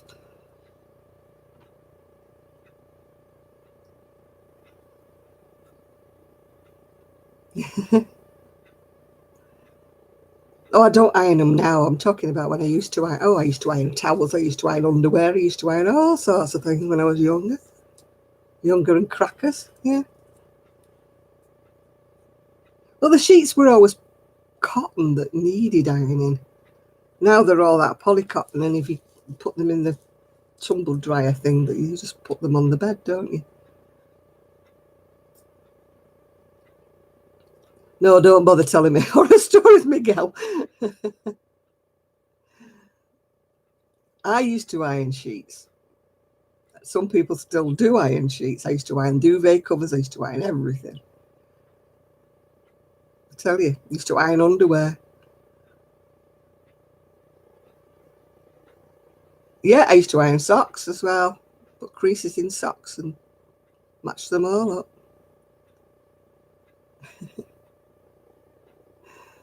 Oh, I was so young and foolish. Oh, I'd hate to think about bed bugs. I hate when these programs come and they boom these bugs up, don't they, and make them look like the size of rats, don't they? And I think, why do they have to do that? Oh, I used to iron my cotton brows, yeah. Didn't want wrinkles in them. I used to iron my ex-husband's underpants as well. He didn't like me doing that. So why do you have to iron them for? Leave them be. The heat of my body will get all the wrinkles out.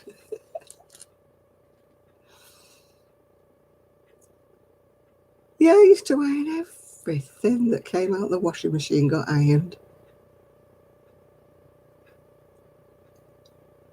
I don't know whether I thought I was a Stepford wife or the Stepford wife, Stopford wife, whatever. I don't know whether I thought I was one of them trying to win Housewife of the Year award, yeah. I was young and I had this idea of what a wife should do, you know.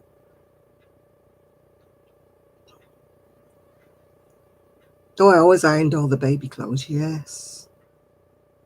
I used to like ironing these little things, though. Irene used to wear like rompers, but they looked a bit like a dress with buttons underneath. That was all the fashion. It wasn't any of this stretchy stuff back then. So you had to iron them because they were all made of stuff that had to be ironed. They were made of cotton and they had to be ironed. I didn't want my baby looking crumply. Despite the fact you would put it on and 2 minutes later you'd be sick all down at you. I used to have to change them about 3 times a day.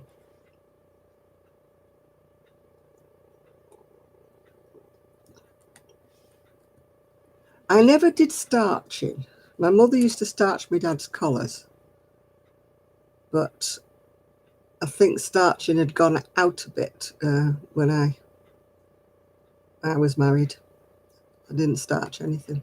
I used to spray starch my son's chef's outfit, his jackets and stuff. I used to spray starch them.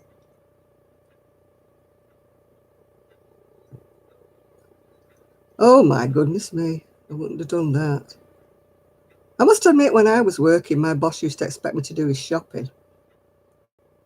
He used to say, just nip down the road and get me this butter and bacon and stuff like that in the 60s, yeah. And I was just like the little office junior. I mean, now they'd turn around and say, oh, not doing that.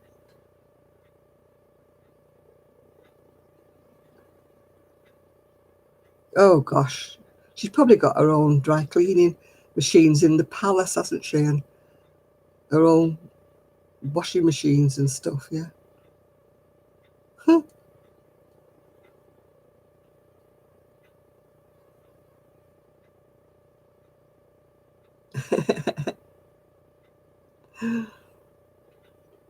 I bought a steamer, but they're not much good, are they, them steamers? You know, I've run it up and down like that, and it still looks creased to me. I don't know why I bothered buying it. It's just a waste of money. Looks so good on the adverts, doesn't it? You just go zzz, and it's all straight, and it shows them ironing curtains and everything. Mine, huh.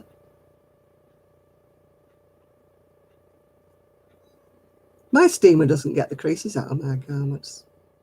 Don't think it gets hot enough. It's all right if you're doing a t-shirt or something that's made out of cotton, but they're no good for any creases. They're useless. Can't beat the iron. I hate ironing. So for me to say you can't beat an iron is saying something. It's pushing it a bit. I'm a devil for putting stuff on one side that needs ironing.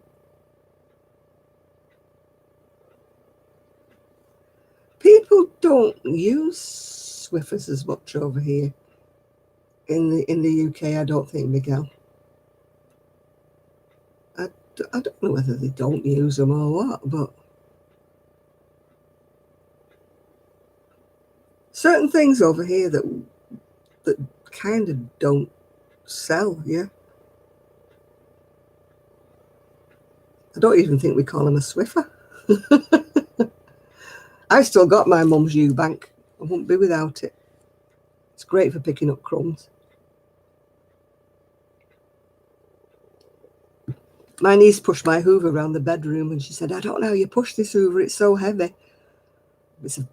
I got it when I was married. That's how old the Hoover is. But I tell you what, don't half pick up. These modern Hoovers, I've had them and not bothered. They don't pick up anything. These modern Hoovers, I don't know. I mean, I've even bought one that was pet friendly or something and it still didn't pick up the blooming hair. Get me old Hoover out, the one that weighs a ton. It picks up everything.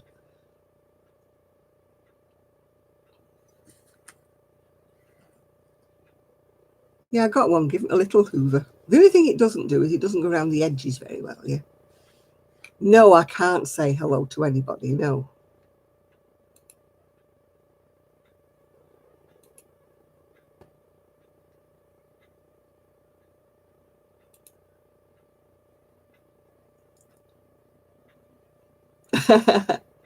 Them Roomba, though, I mean, you have to program them with your phone and stuff like that.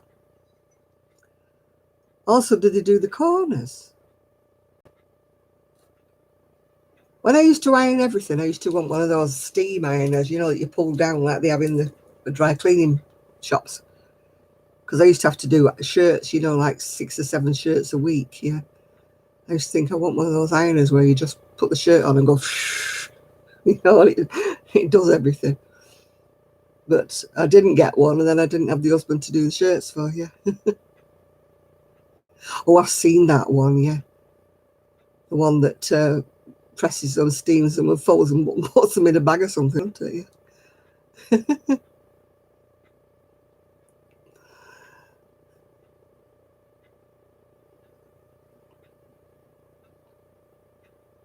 Yeah. I just, it must be nice, you know, like I used to know somebody, she was fairly rich. She used to just bag up her laundry and send it out, and it used to come back on hangers all ironed, you know. And I used to think, oh, you know, how decadent. She says, I'm not cleaning I'm not washing all his shirts. She said they come back beautiful. Absolutely like the brand new. All ironed and on hangers. She says, I'm not doing his shirts every week. They're standing there ironing the darn things. But I mean, you know, she'd more money. It used to cost her.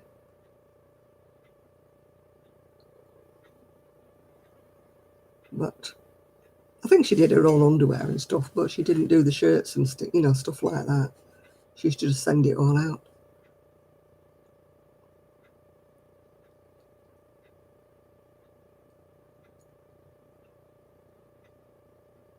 Yeah, it would be nice, wouldn't it, if you could afford it.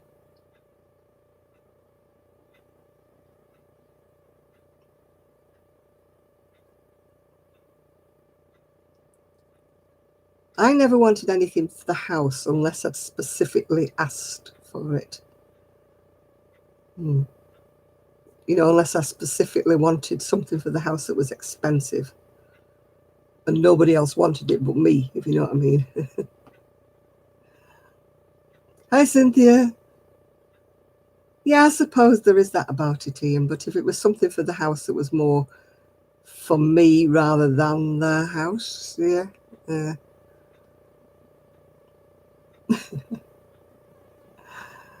I've got a sewing machine and I haven't used it for such a long time. I've still got all those dresses to hem. In fact, my niece bundled them all up. She put them in her car. She said, I'm going to ask my mum if she'll do them, because she's lovely sewing, my sister-in-law. And if she doesn't do them, she says, I'm going to take them to this shop round the corner that does alterations. So, and then I discovered 2 more after she'd gone. It'll be turned up. It'll turn up somewhere when you're not looking for it. I've lost hooks, looked all over the place for them, down the chairs, under the chairs, and everything like that. And then the following morning, you come downstairs and it's like there in front of you, and you think, I've just looked there all last night. I looked everywhere. Yeah. Yeah, when you stop looking, it'll turn up. It'll be there tomorrow morning when you're not looking for it. It'll be right underneath your nose, yeah.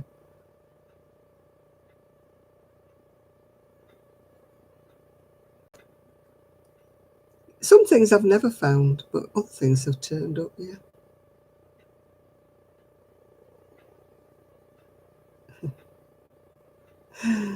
Yeah, my recliner, but luckily with my recliner, everything goes through and then drops right down to the bottom.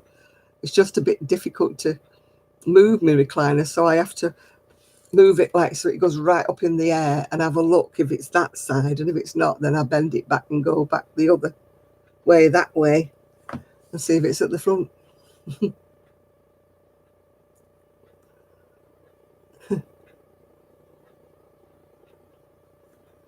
I usually choose clothes.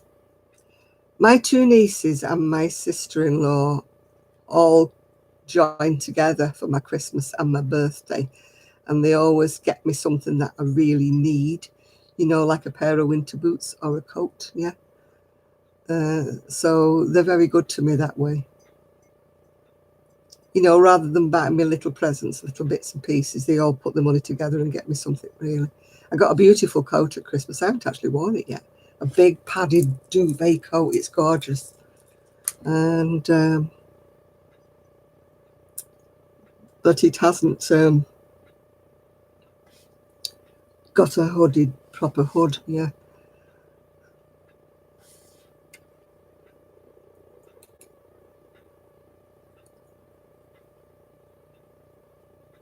I love candles, yeah. Yeah, I must admit, Ian, they bought me one about 5 or 6 years ago, a red one. And that has been worth its weight in gold, that one, honestly. The only thing I don't like about this new purple one is it doesn't have an interior pocket. I like to put my purse inside my pocket rather than carry it in a handbag or anything. I could probably make a little pocket, out of something and stitch it in the coat. Because that's the only reason really why I'm not wearing the coat, is because it hasn't got an inside pocket. I don't like putting things on. I was wearing my red one, I think, on the inside market, Ian. But I've not worn my purple one. Yeah, the purple one is a beautiful, big, sort of really padded thing. You know, they're not very flattering, either. They make you look like you're wearing your duvet, but I don't care if it's cold.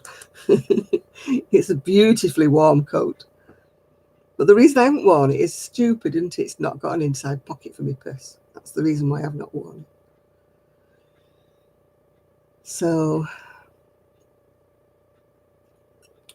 I mean, it doesn't matter if it's a different colour pocket, because it's going to be inside and zipped up, isn't it? So, I tell you, it's going to be a brilliant coat. If it snows, though, it comes right down past my bottom here.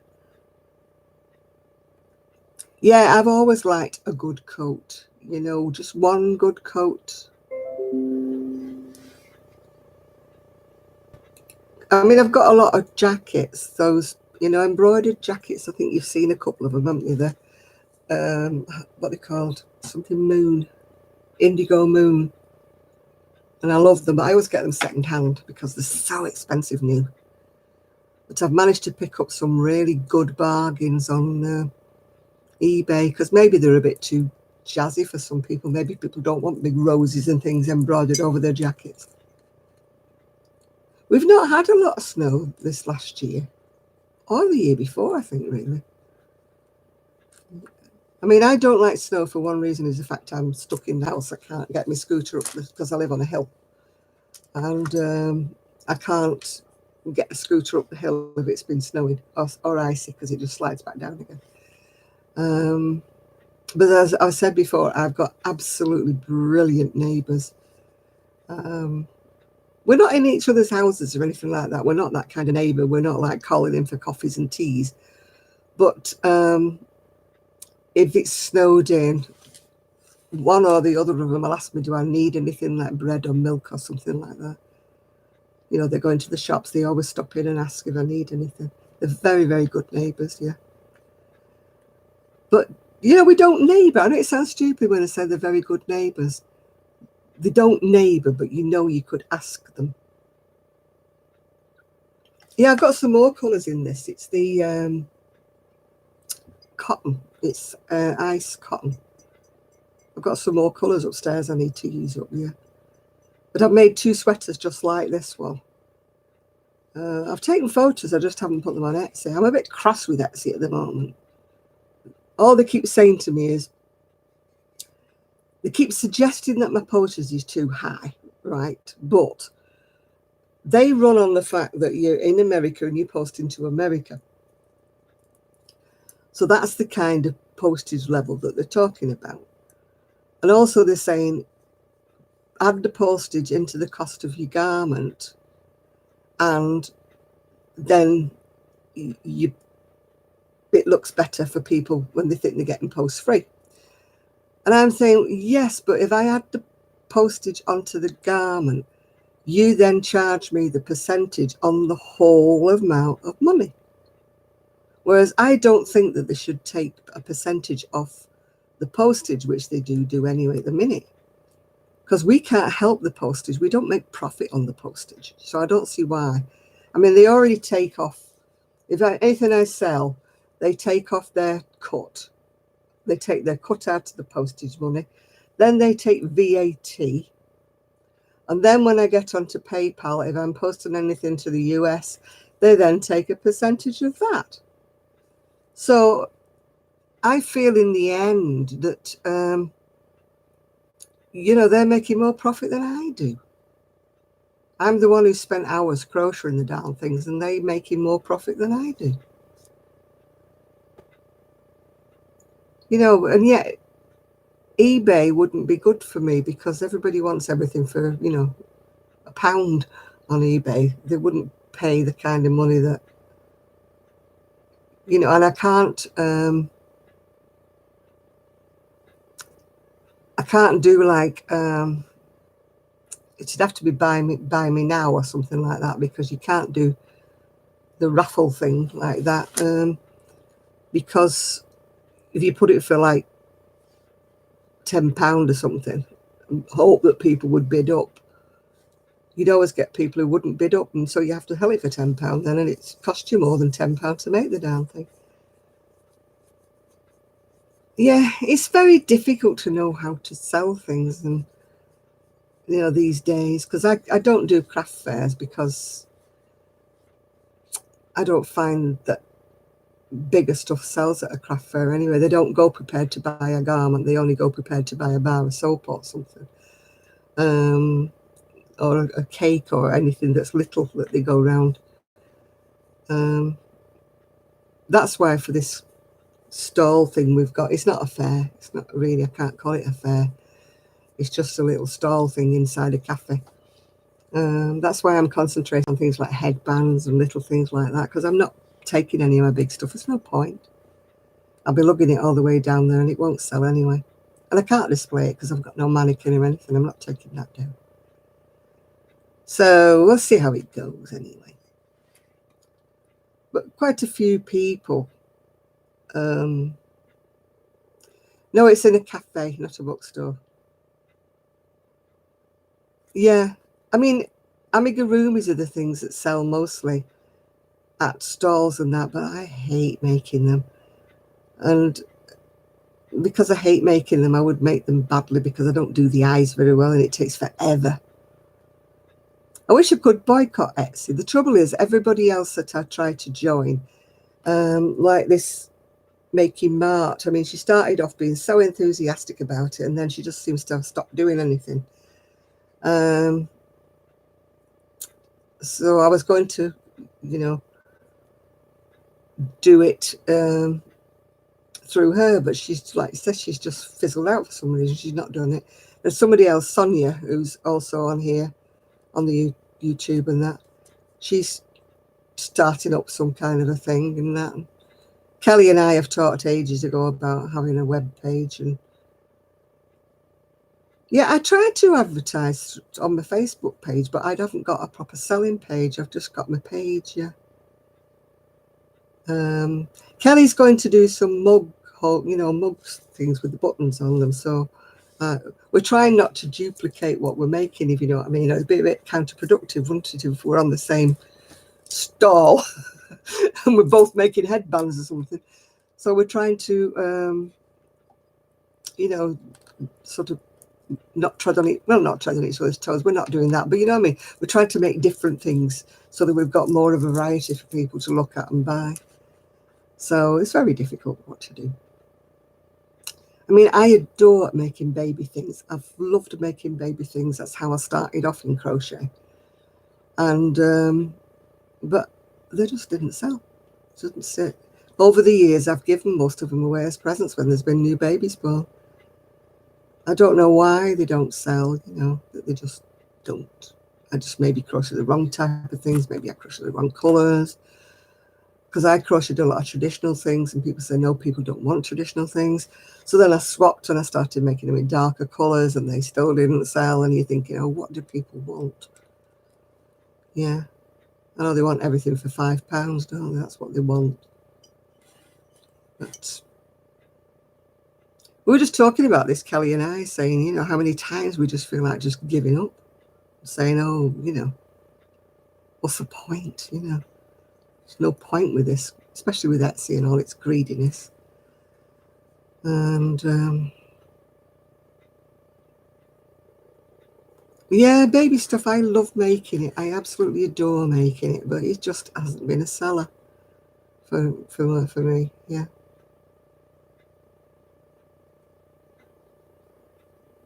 Yeah. I mean, I got that when I was making granny square things. People say, oh, well, you're using your bits up. How come it's so expensive? And I'm like, well, who's had to buy the yarn that goes into my bits, when I'm making granny square things and stuff like that? Who has to pay for the wool in the first place? So when, you make something granny square and people think they should just buy the main colour and that you should use your bits and pieces in. They don't.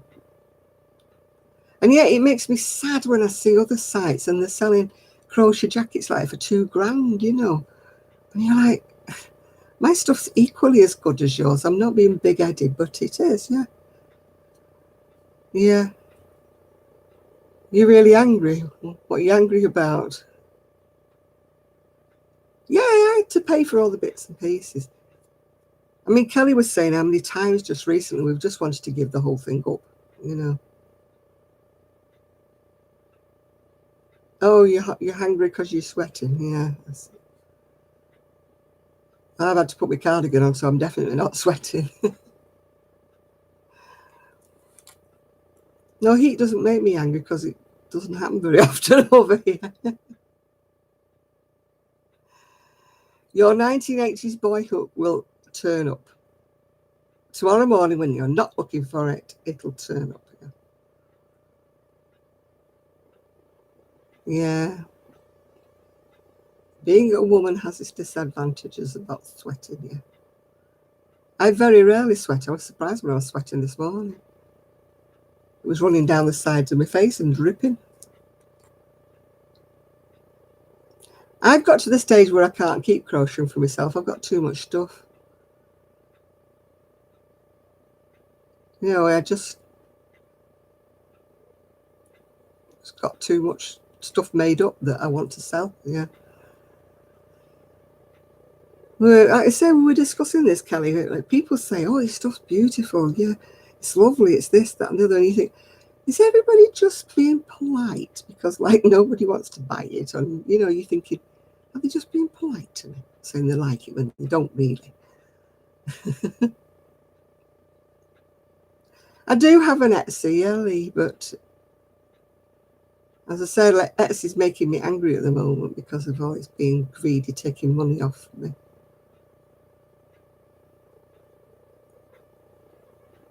I hate being in hospital when it's hot weather because they put plastic, don't they, over the mattresses, and they make you sweat because they get all drippy wet, don't they, when you sit on plastic.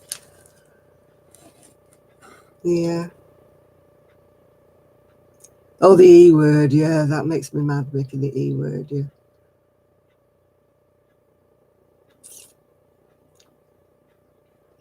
And I can't, and craft shows don't work for me because I don't make little tiny things, yeah.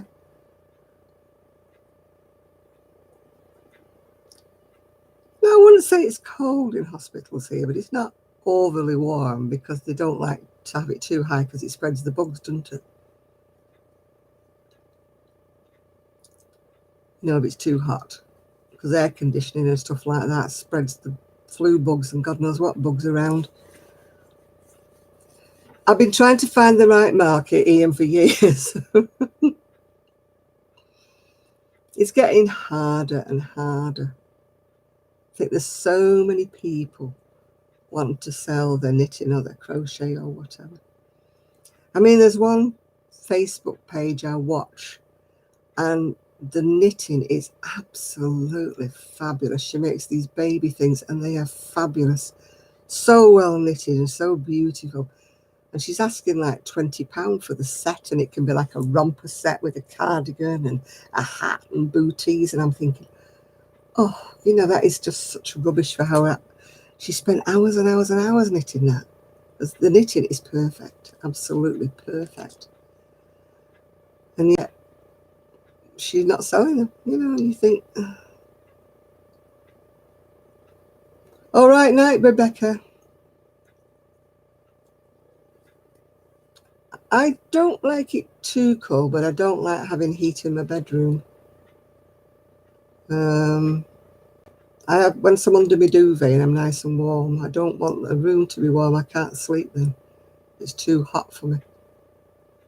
I always have the window open just a tiny bit in the bedroom, yeah. Can't sleep with it. I feel claustrophobic with the door. If I can't shut the door either. I've got to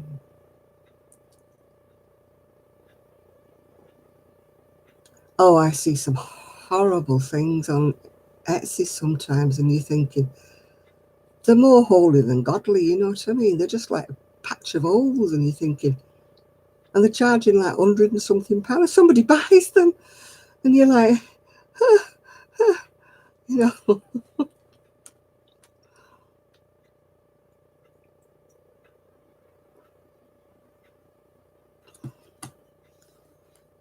Yeah, it takes the right person. That's the biggest problem with anybody who crafts, is like being in the right place at the right time for the sale. Yeah.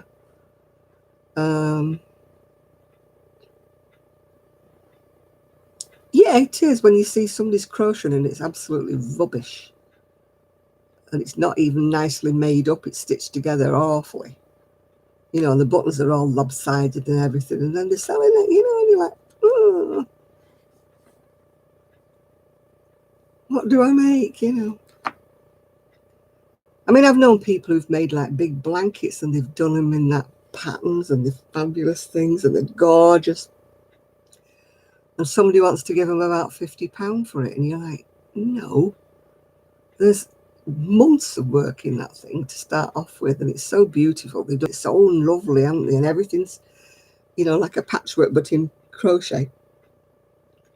And then somebody says to them, oh, I'll give you £50 for it. And they think they're giving them the world, don't they? Yeah, I feel embarrassed when I see people showing some things that they've made.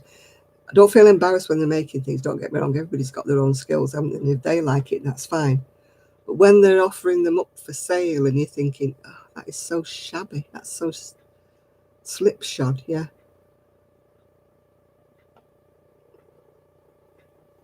Oh, exactly. I mean, some of the, oh, you found it, good show. I told you it'd be there somewhere. Yeah. I mean, I would never make an Afghan or a throw or anything like that, but people who do make them, and they put hours and hours of work in them, and then, you know, you're always reading this, they're being offered peanuts for it, you know. And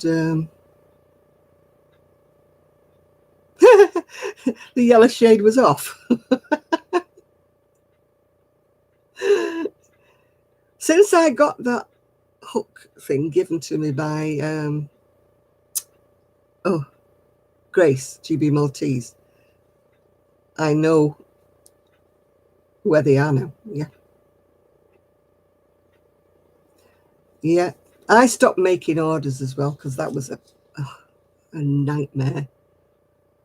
You know, they'd want it, this size, can I have the armholes, this size, can I have the top of the armholes, this size, can I have it in fine yarn, can I have it in cashmere, can I have it in this?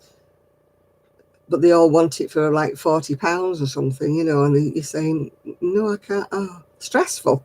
You're measuring all the time, you're asking people. Oh, thank you very much, Cranberries, Cranbourne Dominoes.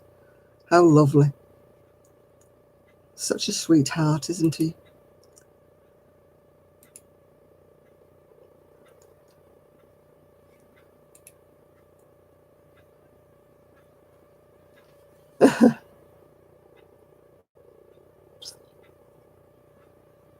No, I don't think it'd be wrong to kiss your hook. It'd be wrong to worship it, but, you know, just kissing it's okay, I think, yeah.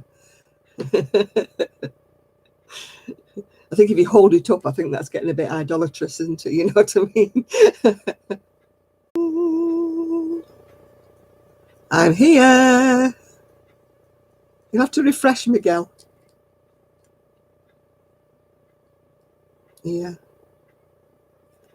I go through phases of which hooks I like. So I've got like sets of different brands of hooks. And also certain brands of hooks work better with certain yarns. All right, Denise, see you later.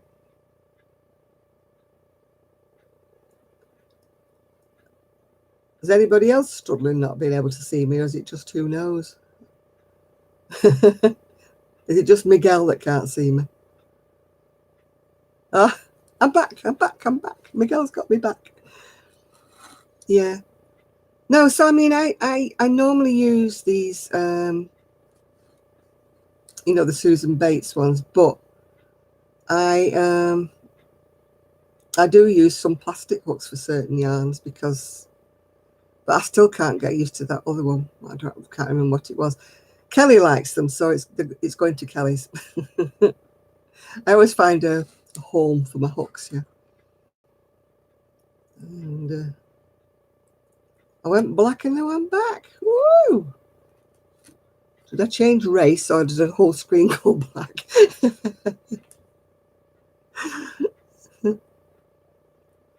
pasta hook. No, I don't know what it was. I can't remember what it was called now. Was it the clover one or whatever?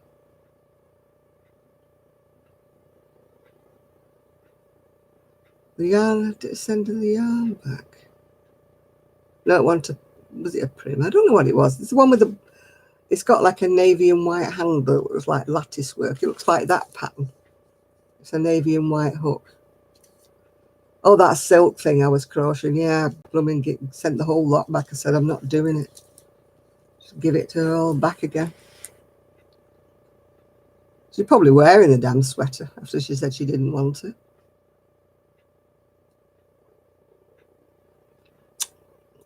So that cost me money. Yeah, £14 a ball it should have been. It was rubbish. Absolute rubbish. It was terrible to crochet with, and it didn't look nice at all. Yeah, it might have been a prim hook. I don't know what it was. It's got, like I say, a lattice handle like that. It's navy and white, the handle, plastic. How many balls did she send me? I crocheted up about 16, I think, because they were tiny little balls. I think she sent me about 16 or 18 balls she sent me. I sent the whole lot back to her anyway. I didn't keep any of it and won it. I just sent it back and said, sorry. She said to me, you shouldn't have undertaken the job if you couldn't do it. I thought, woo! I thought, don't say that. I thought, I won't retaliate. I just won't. Not much point, is there, retaliating? I just said, I'm sorry, but it didn't work out for me, and I sent it all back, yeah.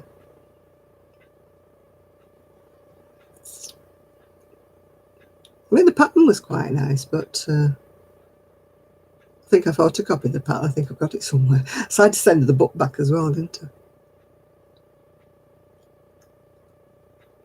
I? I did photocopy, I think, one of the ones that I liked out of it. Shouldn't have done that. It's very naughty of me, but I thought, oh, blower, she's paid don't know how much for this book. I mean, the book alone, the magazine cost a fortune, yeah.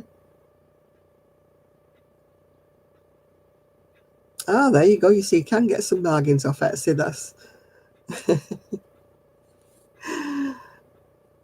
some people can sell things, and I don't know how they manage to sell them if they're taking all that.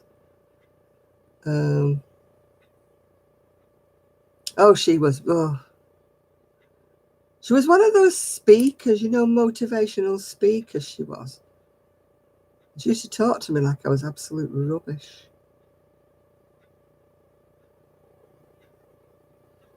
You know, I used to think, how much are you earning being a motivational speaker?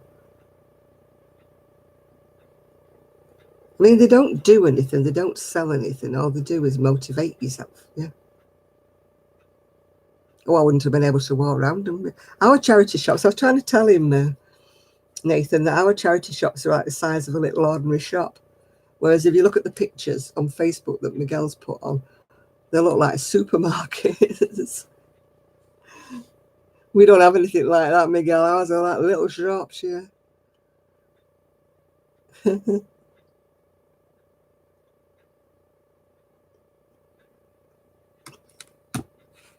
Oh, I've had some absolute rubbish clients at times when I've been doing things to order. You get the odd one who thinks it's absolutely fantastic and you've done a wonderful job and all this, and that's a comment like that makes it all worthwhile, you know. And then you get the ones who, you know, that I always get the large ladies. I shouldn't say any much because I'm a large lady myself, but I always you know, get the big ladies, and then they just want to pay the same price as the one that's on your Etsy shop that's for a small lady, you know. And then they start asking you, can they have it in cotton, can they have it in cashmere, can they have it in this, can they have it in that? And I don't like thick things. Can you make it be in fine? And you're like, I started saying to him, yeah, I can do it in fine, but it's twice the price. What? So it takes me twice as long to crochet it. So you're paying for my time. Oh, oh, right. Oh, no, I'm not bothered. Oh, okay, don't bother them. You start getting disillusioned, yeah. Yeah, they want it custom made, but they don't want to pay custom made prices. Yeah.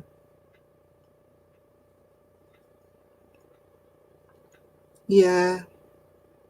As I've always said before, I'd like just a little corner in a craft shop, preferably one that has tourists, and they're just on the browse and they've got money because it's holiday time and they're just looking round and they see the crocheting and you think, that's unusual, I like that, and they'll pay for it. That's the kind of customer I want to find. Hi, Sharon. Yeah.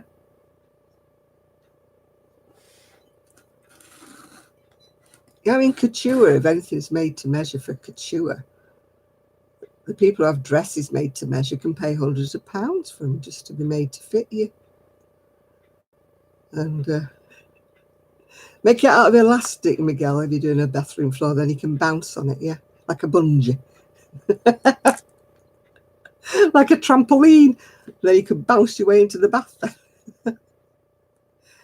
Hello, Isaac. How are you doing, love? Did you have a nice birthday?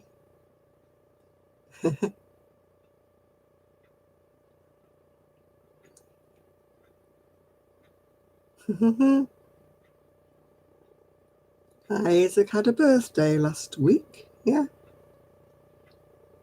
I think it was last week. Don't forget, everybody, it's Kelly's birthday next Tuesday. Can you all go and say happy birthday to her on her? Oh, I'm getting you mixed up, Isaac. It was Brandy, wasn't it? Whose birthday was last week. Brandon. Sorry. I'm getting you mixed up. Yeah. Sorry about Isaac. Yeah. Yeah, on Tuesday it's Kelly's birthday, so we're trying to bombard her Facebook page with happy birthdays. Yeah. I haven't asked her how old she is because, you don't ask a lady her age. Yeah. All I know is she's about 40 years younger than me, if not more. Yeah, that's not the best idea in the world, is it? Making a blanket in this weather, no. When I'm making a crochet a big cardigan or something in hot weather. Yeah, she's round about that, I think, Nathan. But like you say, I don't ask her a lady her age. Unless she says it's a big birthday, it's this, it's that, or the other. And I know she's definitely not a big birthday. It's not 30, and I know it's definitely not 40. So I think you're probably about right, Nathan. Well, nature crafts, you should be making something smaller. I'm not sure whether I was ever in my prime.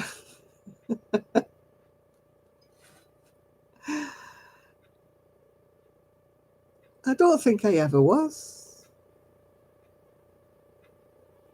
Can't remember being in my prime. Perhaps I missed it that day. You were in your prime in January 85, were you?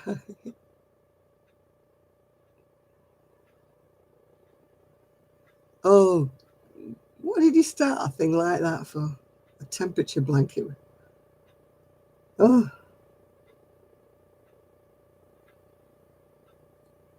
Kelly's 85. Yeah, right. She's never older than me.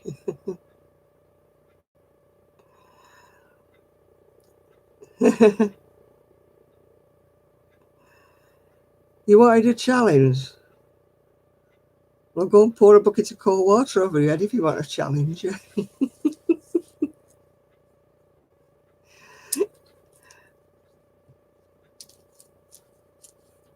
Yeah, she's 34 probably. Yeah, yeah. Sounds about right. I got challenged to write. Well, I didn't get challenged. I got told to do it, but I haven't done it. You have to do 100 days where you put something good for every day, that happens, something that you're happy about, something that you glad about that happened on that day. But I know I'd forget to do it every day, so I haven't signed up for it, you know what I mean?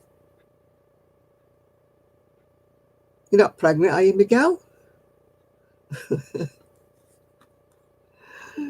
That's a strange thing to be craving, boiled onions.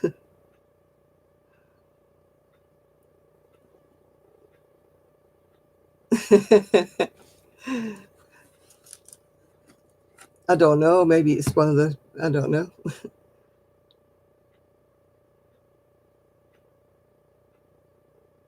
Yeah, I don't mind saying I'm happy on certain days or what you're thankful for on certain days. I don't mind doing that, but I don't want to do it every single day and have to do it, because then I'd be like, what am I grateful for today? No, not grateful for anything today. Oh, you're not pregnant, you're just craving boiled onions. What would you do with them when you boiled them?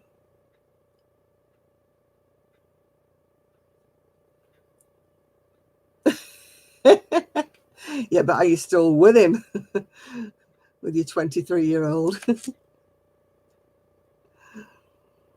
Hmm. Boiled onions with butter on them. I've never had that. Never had that.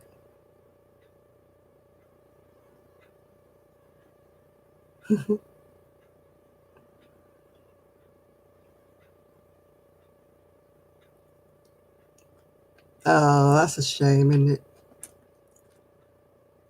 I don't regret one of my boyfriends, even though he did turn out to be a jerk. He, I was in a very bad emotional place after my separation, and he came into my life, and like you're saying, he made me, whoa, you know, and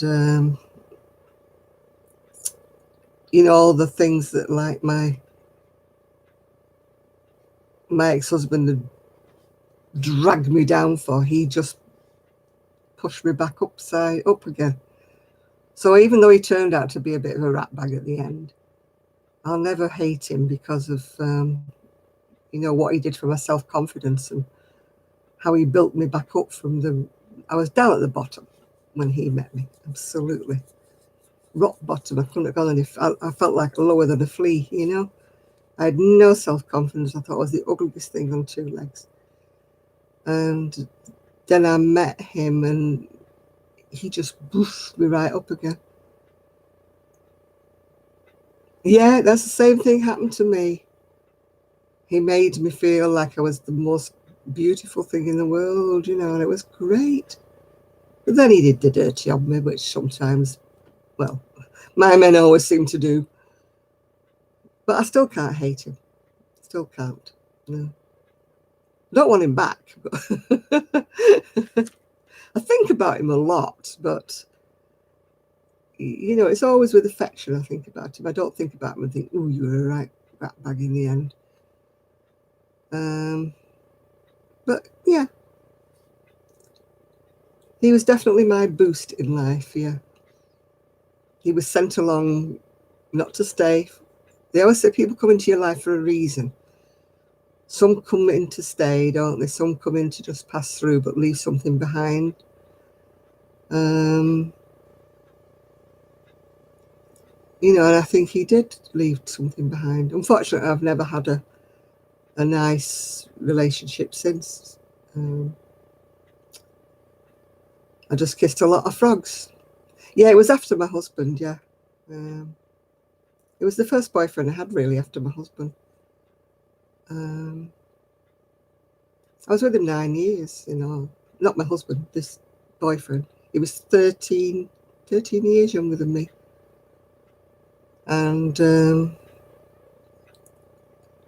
I thought he was the world, you know. But it didn't turn out that way in the end.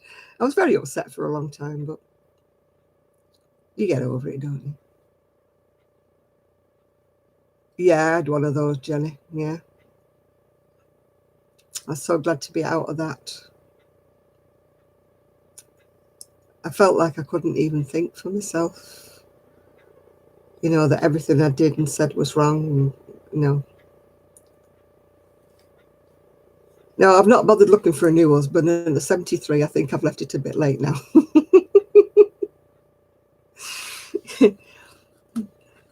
I don't want anything with a pulse or not with a pulse now. I don't want anybody. I'd like a little handyman that popped in every now and again. I did a bit of decorating, you know. But I don't want a boyfriend and I don't want a husband.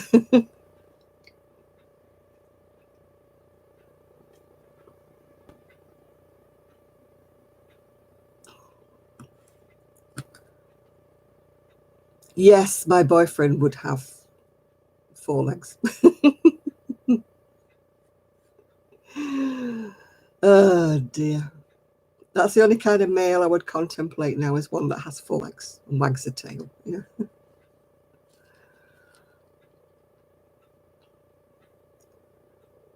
Yeah. No, my ex was never physically violent at all. Never, never. But they don't have to be physically violent to be abusive.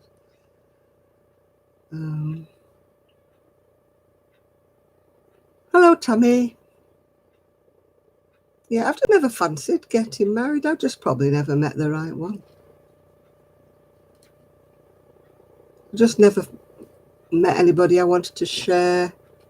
Oh God, yeah, I've had that bit about my weight, and I was half the size I am now. Yeah, yeah. No, I didn't get skinny. The only time I was skinny was with nerves. I went anorexic. I couldn't eat at all. My mother was so desperately worried about me. She used to try and force feed me little bits of fish and things. I just couldn't eat. I used to just feel sick the minute any food touched my mouth. I could drink though. Mm. So not eating and drinking a lot didn't do me a whole lot of good when I was in my 30s, really. Well, in my 40s, really, it was, yeah.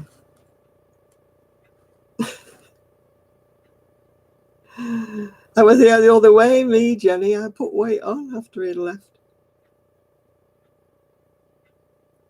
My anorexia went the other way, woof, big style. It was like, wow, I can eat now. Wow, give me food, food, food.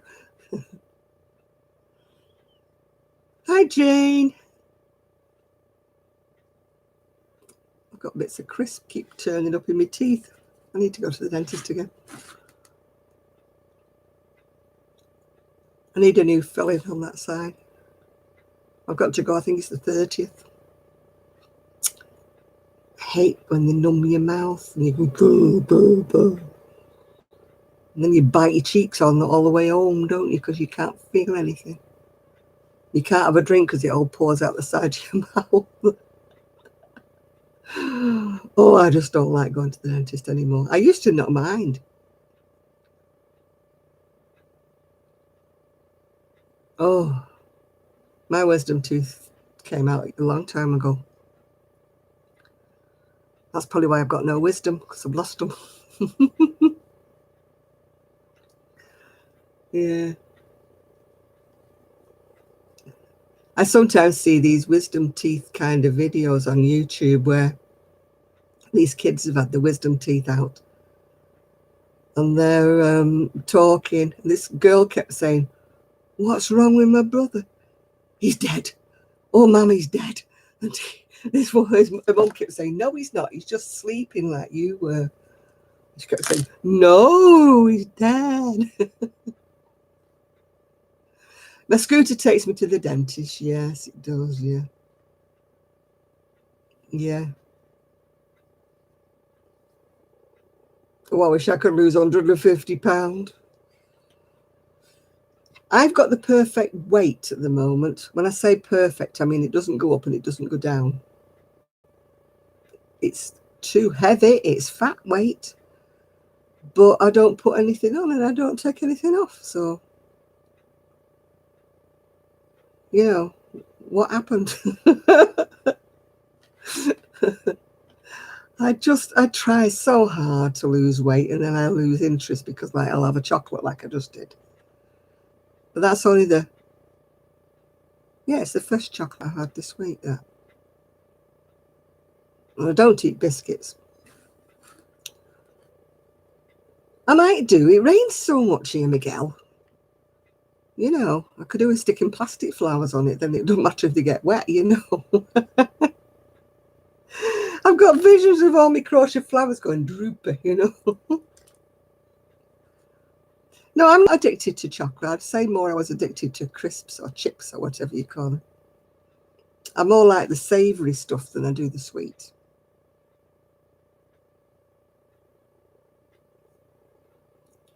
Ooh. It's very rare I actually crave chocolate. I used to when I was younger, as you ladies know, at that certain time each month that you crave your chocolates. And I had to have it then. I was like a thing possessed if there was no chocolate in the house, yeah.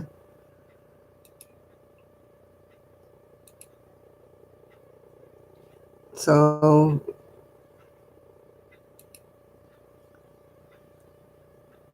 you always want cheese, yeah. Funny how people want different things, isn't it? No, chocolate. I have to have like I'll eat a chocolate on Saturday because it's like a ritual, isn't it? I'll have a chocolate. But apart from that, well, I'm working on nothing, Sandra, because I was going to make a tea cozy. And I was supposed to measure around a teapot, and I don't have a teapot to measure around. So that was the end of that one. I'm going to have to find a different pattern that tells me exactly how many stitches to chain on. It just says chain on half of the size of the teapot. So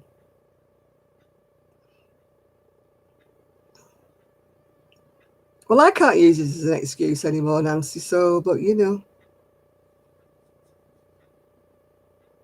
oh, I don't bake. What's baking? I used to love baking. Absolutely love. I used to bake every week. I used to make scones every week and cakes and chocolate cakes and stuff like that. But since I've been diabetic, I just don't bother.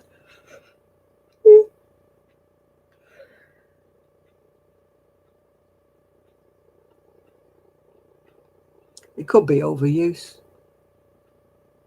This wrist does not hurt while I'm wearing this. I don't even know I've got a bad wrist. But the minute I take this off, it starts to hurt all down my thumb and all down the side of my hand. So don't ask me why.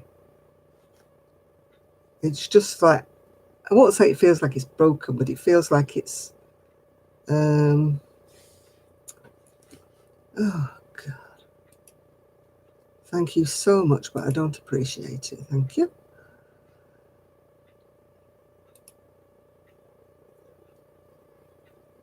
Yeah, really, Jenny. Yeah. It's nice, isn't it? When we get lovely messages like that.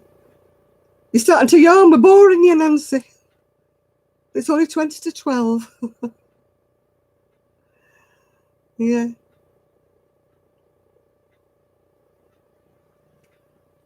Yeah, wrist braces are all right unless they have Velcro.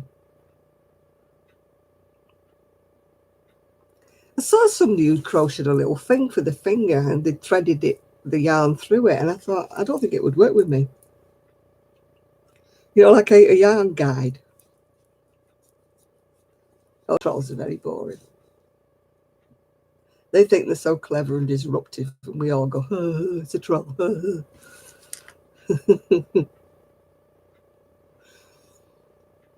You know, and they say things that they think they're so rude. That just shows how childish they are, how young they must be. Because the choice of the language or what they say they're going to do is just so childish. And you can tell they're not adults. I know once I start yawning, don't start me off, Nancy. Somebody has to mention yawning and I'm off. You know, if I'm watching the TV and people are yawning, I can't keep my eyes open. No, Trev again. He never answered me texts when I sent him texts, yeah. Yeah, I'm the same. If somebody has to mention it, I have to yawn. My nose is still itching. I'm not even crocheting tonight. No, I don't know what's happened to Trev. I don't want to ring him. I just keep sending him messages, that I don't get any replies from. Yeah, get back under your bridge. I'm a troll, foldy roll. Oh, my nose. Hey, Cindy. No, not enough. No, I haven't nodded off yet. Oh, dear. Tell you, I'm just thinking about them nice crisp sheets I'm going to get into tonight. Do you know, the little things in life make you happy, don't they? Crisp sheets, different little things that happen during the day make me so happy. I can remember my friends once talking about greengrocery, and I'd only be in my teens. And they were talking about, oh, they had such wonderful whatever it was. And I remember thinking, oh, God, what a boring conversation. And then I find myself saying, oh, have you seen those beautiful cauliflowers at the shop? They're so gorgeous. And I'm thinking, have I changed? Me talking about gorgeous cauliflowers, yeah. I've never been to Wimbledon, no. My sister-in-law had, because she used to live in Wimbledon, yeah.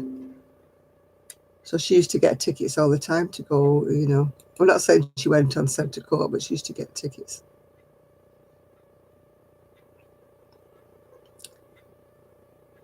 I don't like to wear socks. My feet are tender. I wear socks if it's really, really cold, but I don't wear socks inside shoes, if you know what I mean. I just wear socks. If my feet are really, really freezing. And in the wintertime, I do wear socks in bed. I don't know why. I just like my feet being warm. It's only since I got neuropathy, my feet are freezing cold half the time. But most of the time, as minute I get in bed, they warm up, yeah. But sometimes my feet don't warm up. I have to get out of bed and put some socks on. Yeah.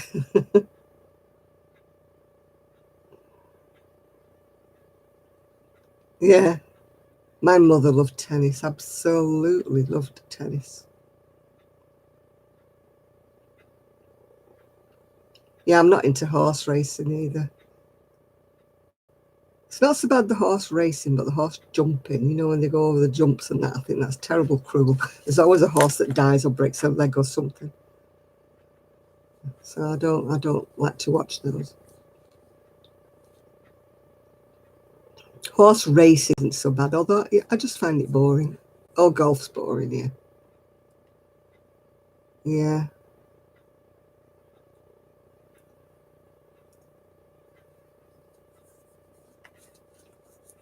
Yeah, I'm just not keen on racing, really. I've never been keen on tennis. Or golf or cricket. I mean, my dad used to take me to cricket when I was little. It's like watching paint dry. Really bad cricket. And I used to start being naughty and start wandering off, and I used to get shouted at because I'd be playing with some kiddies I'd had found, and we'd be making too much noise, and then we get shouted at and stuff. I used to play netball when I was really small, really young. But when I went into, the secondary school, I didn't play it anymore. They played tennis and I couldn't play it, so. The teacher said to me, I don't think it's your sport, tennis. No, I don't like any kind of racing. I don't like horse racing. I don't like greyhound racing. I don't like anything like that. I didn't like hockey because we didn't have all the padding that they wear these days. And I always used to get cracked on the shins, and I always think that's why I've got such bad legs at them, why I get such arthritis. The number of times my shins got whacked. And the bruises used to be dreadful. My legs used to be so sore because when they whack you, or if a hockey ball hits you in the middle of your leg, Oh, so sore. Oh, Highlander.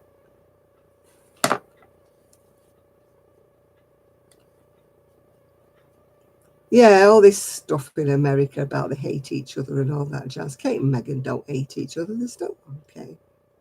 People just try to make drama, don't they? Just because they don't always be together doesn't mean to say they've fallen out. She's got a new baby and, you know, she hasn't got time at the moment to do all these things. Yeah. Or a smack on the shins, it doesn't hurt, especially with a hockey ball. Whacked at you from about 3 foot away. Oh, God. Oh, they make it all up, Jenny, just to make it more dramatic. You know, Meghan isn't talking to Kate, and you think it's a load of claptrap. And then there was all this, Meghan's baby's got Down syndrome. No, it doesn't. It's just a perfectly normal baby.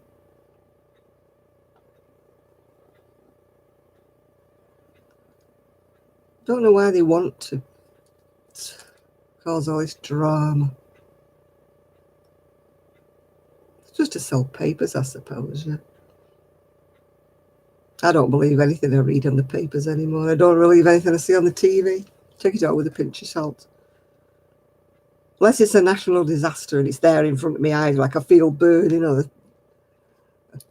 train crash or something. And oh yeah, it was on YouTube. There was about 2 or 3 of these because she hadn't shown. Why is she only showing part of his face? He's got Down syndrome. I thought, no, he hasn't, because the first photograph you could see his eyes. There was definitely nothing wrong with those eyes. I mean,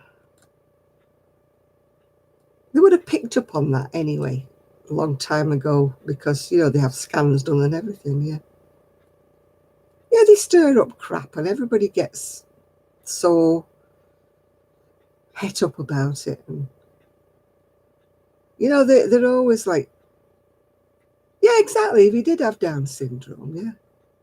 It's nobody's business but theirs. It's their baby, isn't it? But why say things like that when it's not true? No, I'm not particular. I mean, I do say the royal family do bring a lot of revenue in. But having said that, I'm not completely a royalist or anything like that. But yeah, they've got to be the right to be his parents. They've got the right to treat him how they do. Private christenings are not a new thing. Or don't believe what you hear on here. We can talk a load of rubbish at times. Oh, the Queen didn't kick him. Oh, the Queen. Yeah, the Queen wouldn't kick anybody out. She's too polite. I tell you what I do want to watch, though, that new film that's hilarious. It's about the Queen's corgis. I mean, that is really taking the pee out of everybody, that. But, I mean, it's just typical. I think it looks funny. Or the Queen would never want drama. No. She gets a bit upset when anybody says anything wrong about them, but she can't comment, yeah? Yeah. Oh, God, no, we don't want ugly people on here, Cindy. I don't mean ugly people looking people, because I'm as ugly as anybody else, but I'm talking about talking and acting ugly. We don't like that. Don't like any nasty backbiting stuff. Don't like that. No, I'm not getting you started, Nathan. We're having a nice time here. We're not talking about the Queen. Oh, dear. We're not having any drama on here, Nathan. It's drama-free. No, I mean, I hear some. I don't go in them, so I don't know. I'm just spouting off the top of my head here. But when you hear about people, having drama in other groups, people calling each other names and, all getting ugly and that and kicking off everywhere. And I'm like, why? Why do they have to have all this drama? Why? Why do people want to stir things up? I really just really just get angry with that. Yeah. And I just, ooh.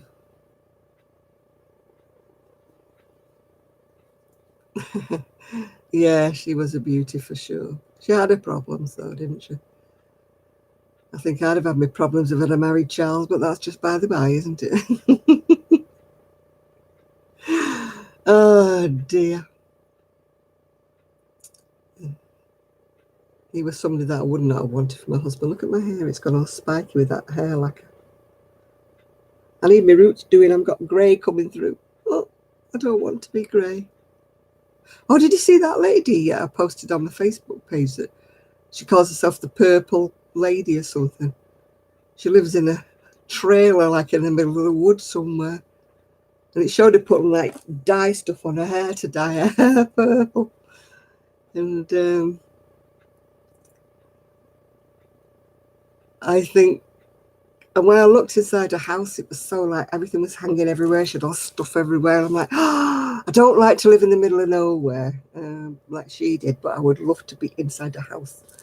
I love anything like that that's messy, and I'll never do my house like it, never will. But I love the way it is, really bohemian.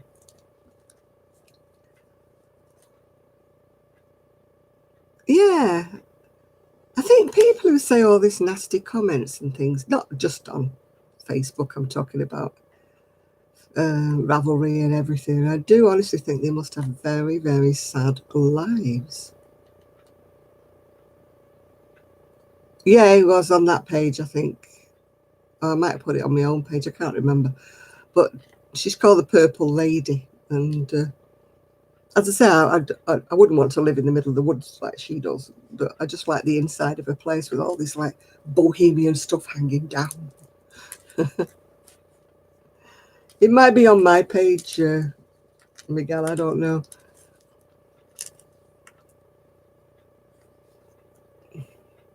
Oh, you're going to bed now, are you, Jenny? Okie dokie, we'll see you next week. Yeah, I'm on next week. I think it's the week after. Oh, I don't. Yeah, I think it's the week after I'm not on. Let me just check.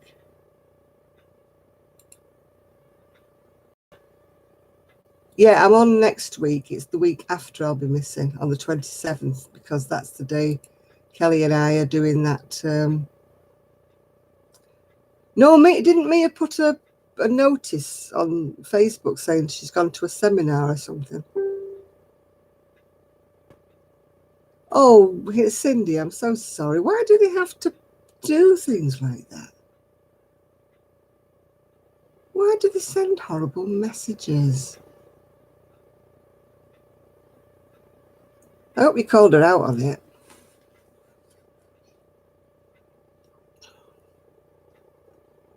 Oh, yeah, she sends you a private one. She's too chicken to put it on the page where everybody can see it. She has to send it you privately so that only you can see it. Yeah.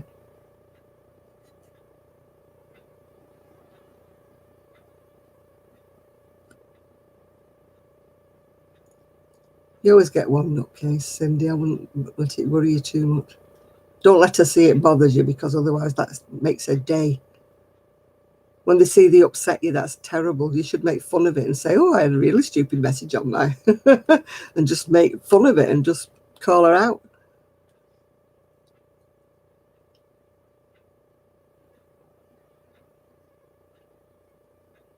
You don't have to mention a name. You just say, oh, I don't know what went wrong. Some woman left this message and just read the message out. But don't say her name. Just say, I don't think that's fair. Do any of you think it's fair? Yeah. Call her out. Yeah, you just call her out by saying what she said. Just don't mention her name. You know, just say, what do you think of this person I thought was a friend? Yeah. No, there's other ways to skin a cat than say her name. Because you don't want to say her name because then it causes a row, doesn't it? Causes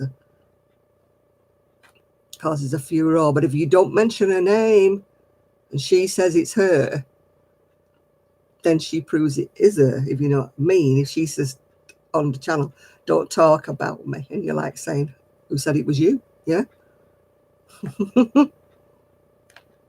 Yeah, copy and paste a message, but don't put a name in it. Yeah. Just let people just guess who it is. Yeah. Half of the people who know I probably know who it is anyway.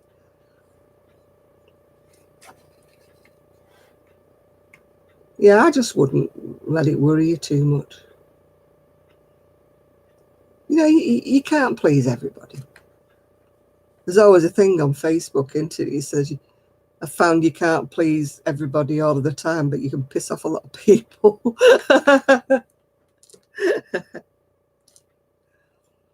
Yeah, I mean, if she's so cowardly, she has to send you a private message, Cindy. She's not even got the guts to call you out on a, in person. It's just a load of rubbish, isn't it? If anybody's going to call me out, I'd rather they call me out to my face, Have the guts to put it on my YouTube comments section, yeah? When they send you private messages, that's cowardly. Oh, I'm always getting told people can't hear me. Always, all the time. I used to worry about it, but now I don't, because I think 95% of the people can hear me. I can't please everybody all the time, can I? And I'm not going to shout, because I've had these throat problems and I'm not going to aggravate them.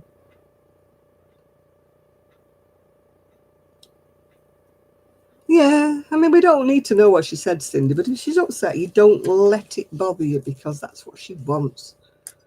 They get pleasure out of upsetting people. That's what they get a kick out of.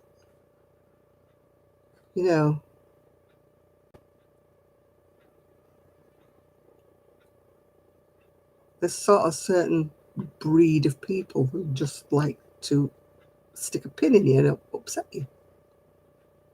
Maybe you make a joke out of it and they can see that you're not worried at all by it, then they just stop doing it, or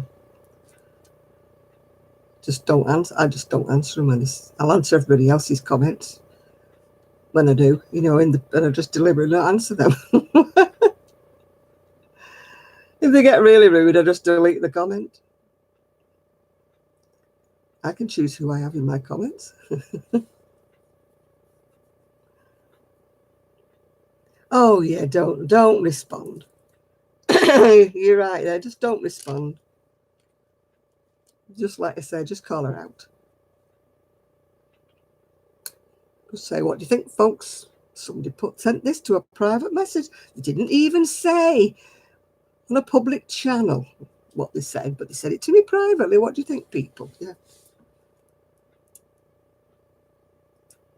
Yeah, she'll know you're talking about her, because she's going to want to listen to you to see whether you mention it. So if you make fun of her, she won't like it. Then if she sends you any more private messages, block her. Block her backside.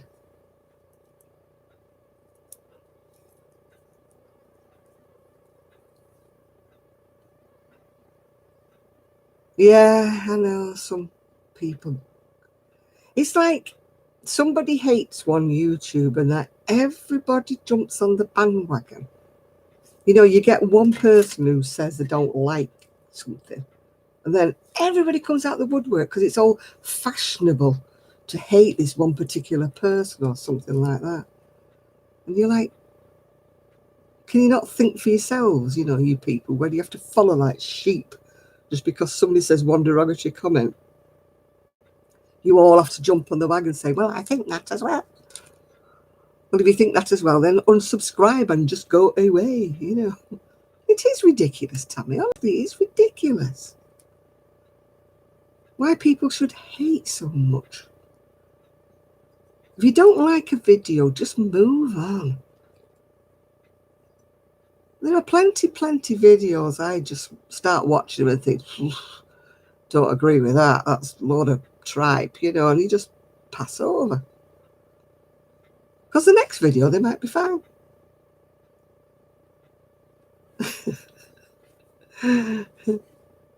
We all think we're shocked at who we're related to. Yeah, I think some people have such... I wonder what goes on in their lives that makes them keyboard bullies.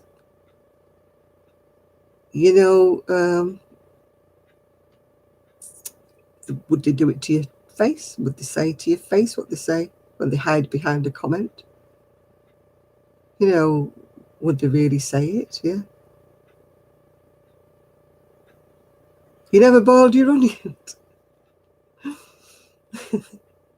When I was a kid, we used to say, "Oh, go and boil your head." That meant like, go away, you're talking rubbish. If somebody said that to us when we just said, "I've never boiled my onions," yeah. Yeah, it is sad when comments are disabled, because you can't give them a vote of appreciation, can you?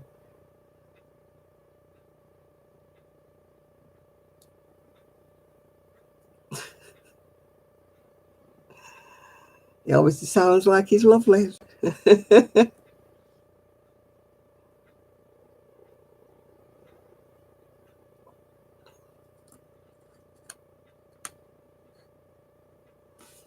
Oh, I gave up with the group chats, besides this one, because I got so fed up, you know, with haters and that. I stopped. Hello, Mark.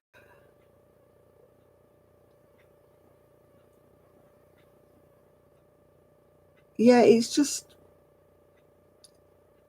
unravelry with people were like so bitchy, bitchy, bitchy. And I thought, I'm not entering into this. I just stopped going in chat altogether. It's just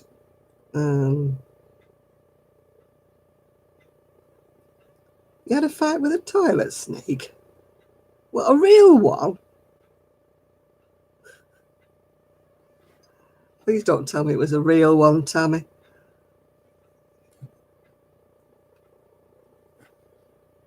You're probably better off, Nature Crafts. Probably better off.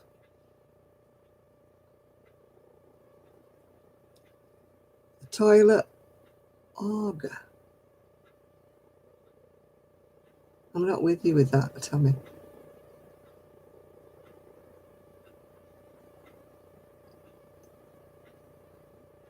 Oh, plunger. Right. I'm just trying to think what an auger was. I know we have this problem with autocorrect, but you know, we're trying to.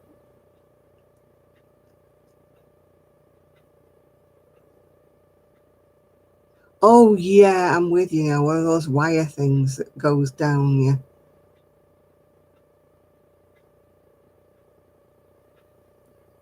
Hi, Donna. Gigi's not here today. No, he's with his daddy.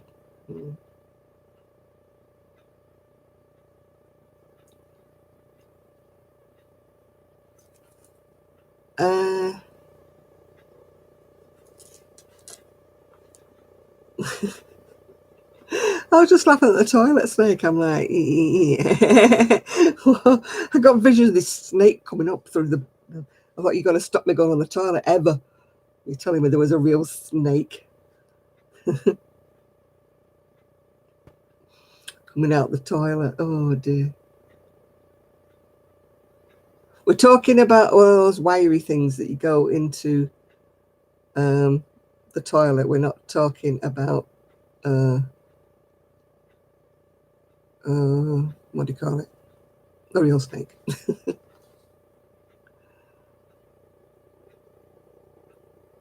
There's always these stories, isn't there, about people finding snakes in toilets and that. And I'm thinking, how did they come up through the drains? I didn't think they could breathe underwater and stuff like that.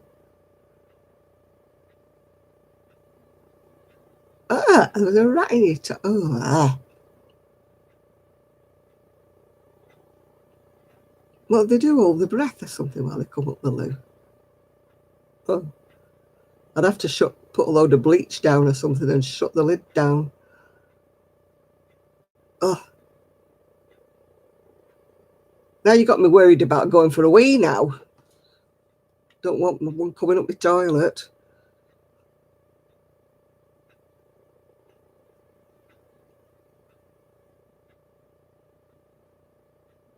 I still don't want one in my toilet, whether it's a water snake or not. I don't want anything coming up my love. Duct tape the lid down. You'd have to do that, wouldn't you, Nathan? Put some bleach down it or something. rat poison.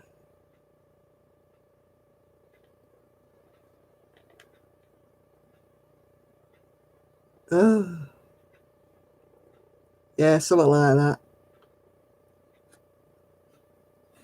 Oh, I wouldn't want anything. If anything came up my toilet, that'd be it. I'd never be able to go on it again, ever. I'd have to dig a hole in the garden and use that instead. Oh, the only thing I've ever flushed down the toilet was a goldfish that died. The little thing would not go down. It kept bouncing back up again, and I'm thinking, oh, my son's going to come in any minute now and say, where's Mummy flushing this dead goldfish down the toilet? And I knew it wasn't still alive. It just,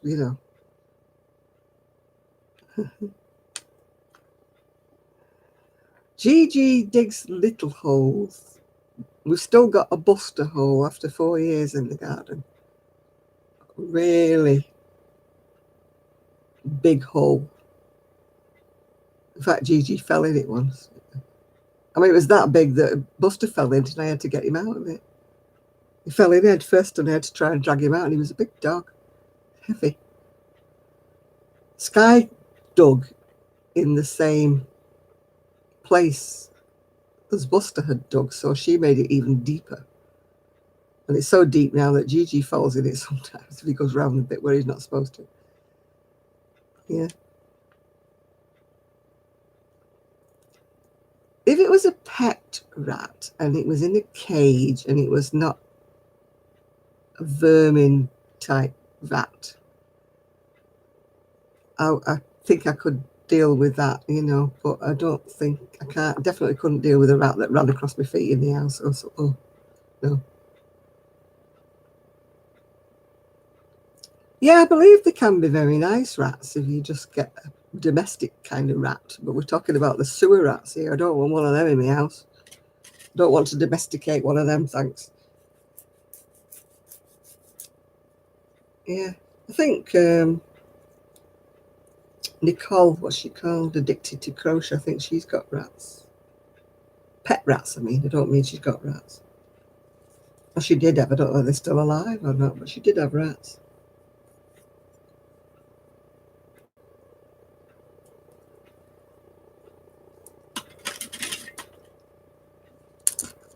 Crochet a little sweater. Porcupines, I don't know whether we have a porcupine. We have hedgehogs, but I don't think we have porcupines. Hi, Amy. Anybody from England? Do we have porcupines? I think we just have hedgehogs, don't we?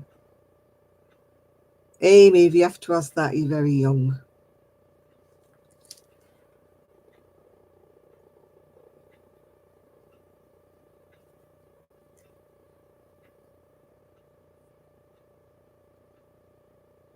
Do you knit all your crochet, Amy?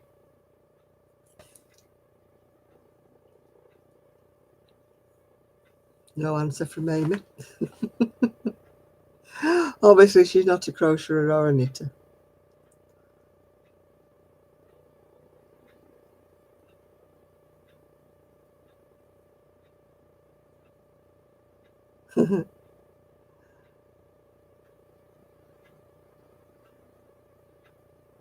Why have we got all these people saying hello?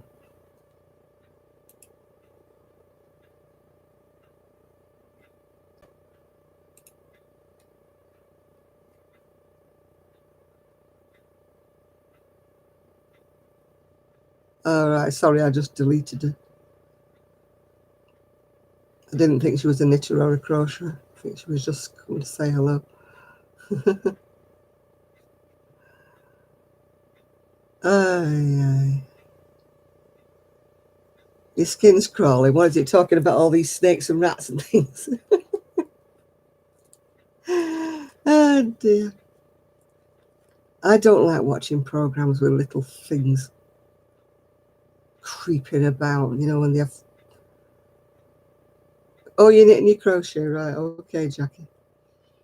I don't like it when they show, big magnified pictures of fleas and ticks and things like that. I think, oh, Do you have to show me things like that magnified? You know, bed bugs and nits and things all magnified like that. And you sort of, they always put them on when you're having your tea. You eat snake, is it in China or whatever?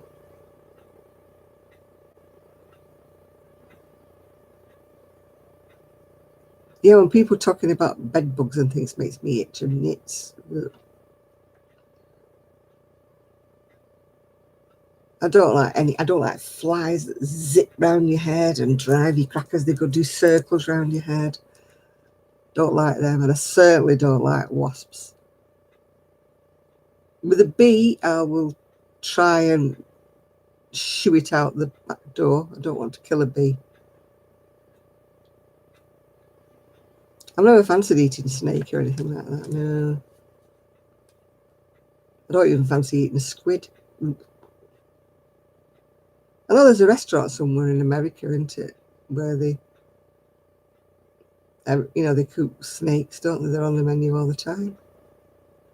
I'm like, ooh, no thanks. I mean, they might taste nice, I don't know. Oh, I hate it when it's hot and people have put stuff in the rubbish bins and it's not wrapped up. There's all half-eaten sandwiches and stuff. And you can't go anywhere near, can you? There's swarms of wasps all around it. You know, people throwing, apple cores and stuff in the bin without them being wrapped up. Obviously, they've probably got nothing to wrap them in.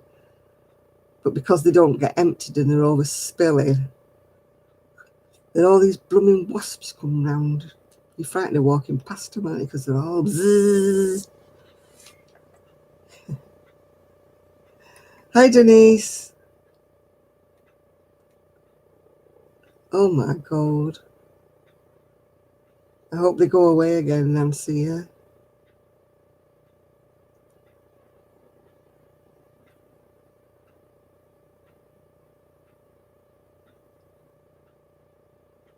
My Gigi's parents got a wasp's nest. They were getting in the house and tormenting Gigi. Hi, Denise.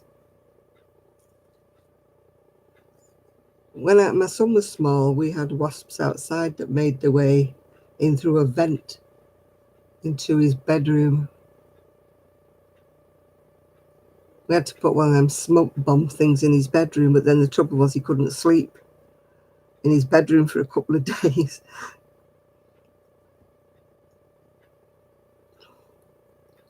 We had a nest once. We had a nest in between the top bay and the bottom bay. And then we had a wasp in the hedge one time that my husband set fire to and nearly got rid of the whole hedge. Hi, Barbara. Hi, Jackie.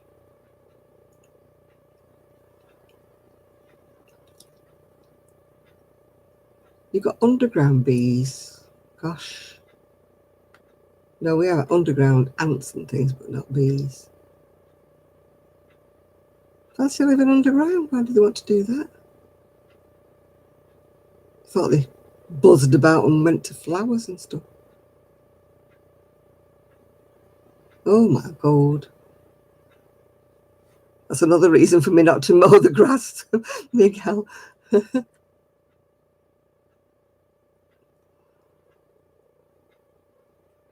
I just do not like wasps. I don't see what purpose they serve besides being blooming annoying and stinging you.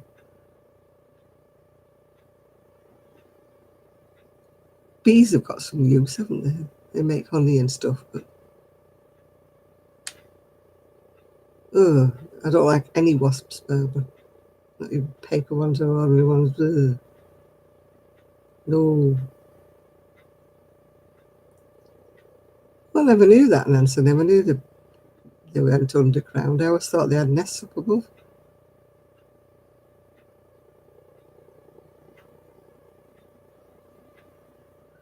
I seen a program once where they poured this silver stuff or whatever it was into a disused ant hill, And then they took all the soil away and they left this silver thing, and it was all these branches going off it, and it was, you know, a work of art, like, kind of thing, yeah. You have bats. The only time I've seen bats flying was in Tenerife. They fly in the palm trees and whatnot on the front.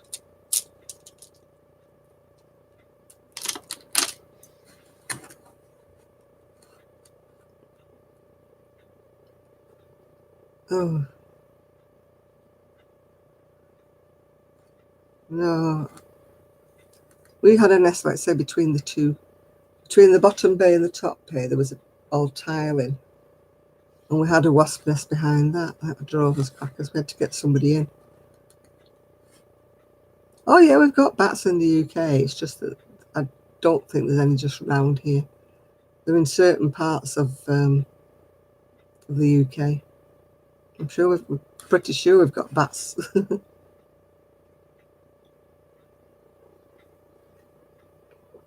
I've not seen any near me at all. Maybe there's bats in the church, I don't know. Who knows? I've never been up in the belfry. If there's bats in the bell tower, then they must be either deaf or something to sit there while the bells ring. Oh, hi, Sean. Oh, they're sweet little things, but I don't think I'd want one flying at me. The only time I saw bats swooping about was when we were in Tenerife. They lived in the trees and on the front.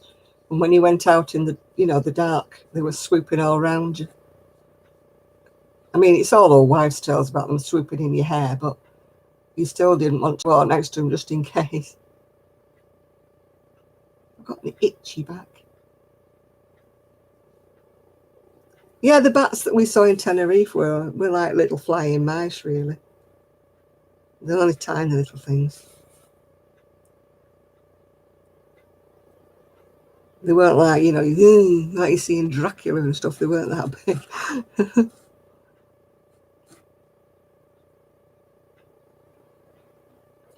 I mean, some people near here have had bats in the roof spaces, but we never have. We had a bird that used to keep coming and nesting, and she was absolutely rubbish mother. She nested in the corner, and every year she used to lose a couple of babies over the side. Alan used to keep getting the ladder out and putting them back in the nest. And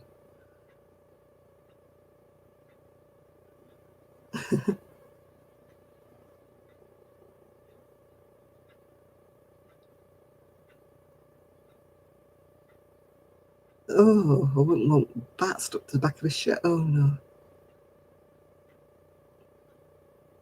I brought the washing in the other day, and when I was shaking it to put it away, this big moth flew out the washing. It must have been on the washing when I took it off the line. Didn't see it. It didn't scare me. It was a bit.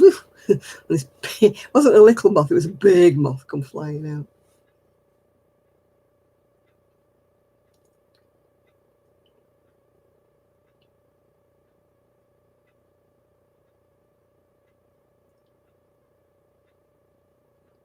Yeah, but touching wood, we've not had bats in the house here.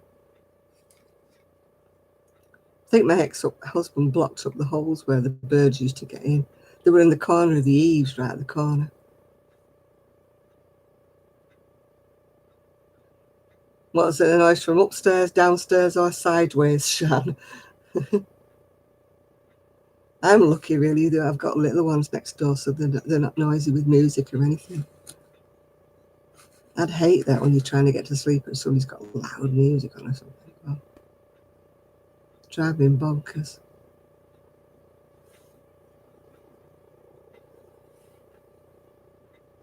Oh, bye, Nathan. Are you off now? Yeah. Bye now.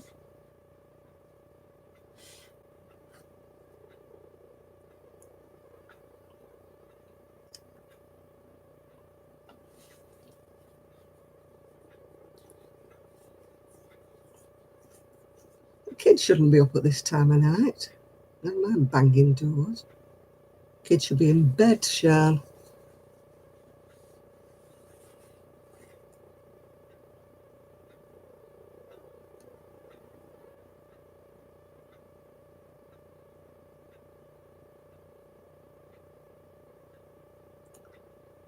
Oh, your youngest going up. Why is he going somewhere? Has he got somewhere to go to?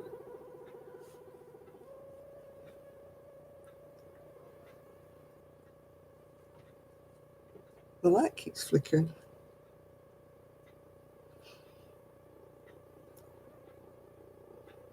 Oh, thank you, Marsha. Thank you. He gets up at 5. Is that because he has to go somewhere or just his habit to get up at 5?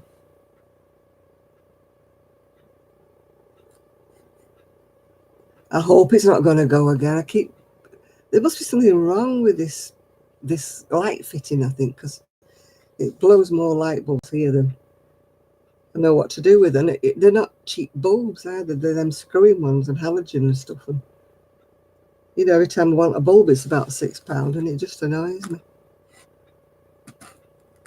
Well, he's just woken up, has he? Oh, he just wakes up, sorry, yeah. When my son was very, very young, he used to have me up at 3, 4 o'clock whenever the sun came up. I'd get up, Mummy, the birdies are twittering. They're twittering this end. Birdies are up.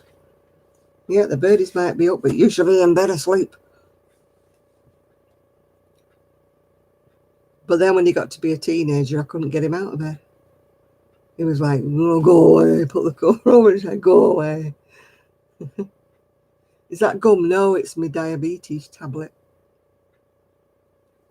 Just remembered I didn't take it after my dinner.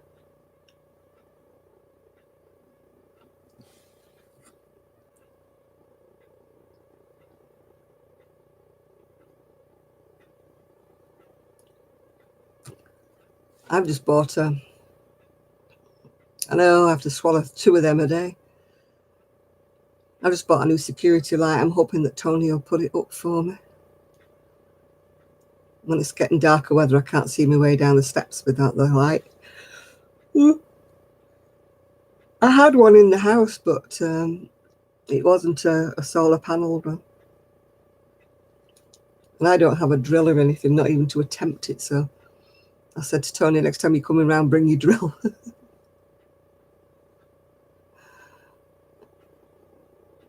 Oh, teens spend half their life. They're like dormice.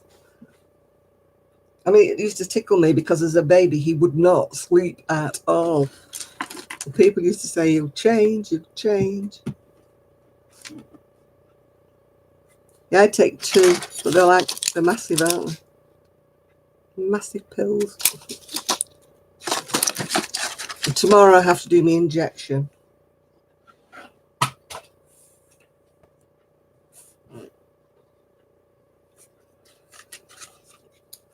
It's not insulin I inject. I don't know what the heck it is, but it's to prevent me. I don't know. It's so I can get the diabetes under control.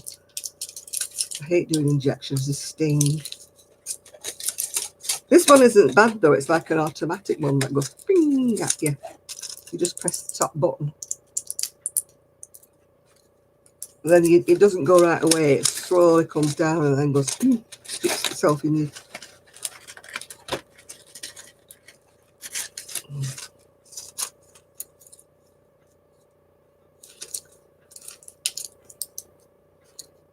Oh, I hate anything that has to be put there, Sean. It comes out again because my body thinks, nope. Not having anything up there. Out it comes.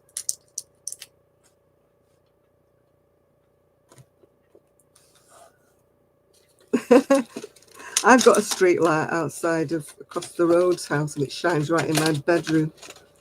It's annoying sometimes. Sometimes I don't mind it because it lights me way in the bedroom, so at least I'm not falling over anything. But when I'm trying to get to sleep, sometimes it really annoys me. It's so bright. So I'm just taking my pills for the night, yeah.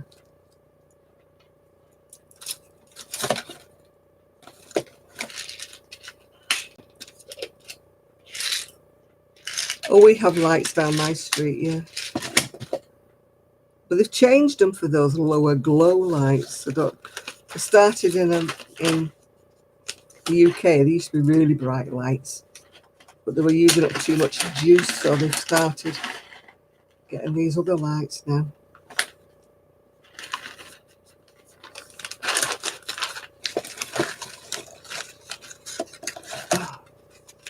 All these damn tablets get my nerves.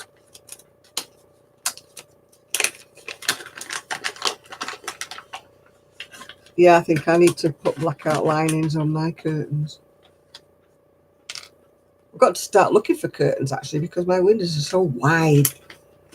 The bay windows, and you can't just buy them off the peg. Unless I can get some that somebody's already had it and, you know, used ones and bought them.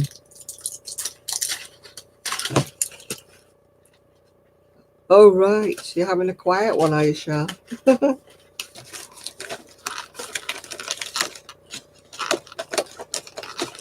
I'm always on one of those. I cannot make videos unless I've got something to talk about. I mean, it's not hard for me to find something to talk about, but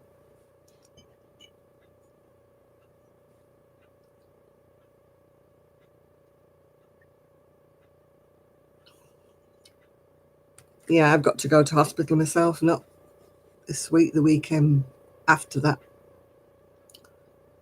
about that pain in my legs. So if they tell me, oh, it's just a cyst like they did last time, I'm going to go, yeah, but you're not the one that's on the other end of the pain. And it's jabbing at me. It might be only a little cyst, but the coffee is actually fairly lukewarm now. It's the last little bit of it.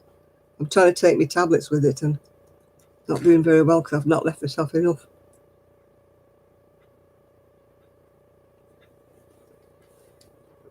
So there isn't really enough to swash it down with him, you know what I mean? So I'm taking the little ones 4 at once.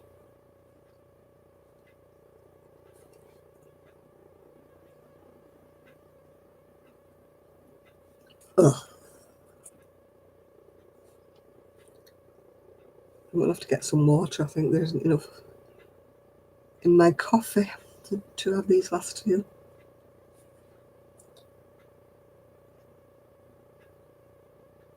I can't take tablets without a lot of liquid. And I didn't leave that much coffee for it to be.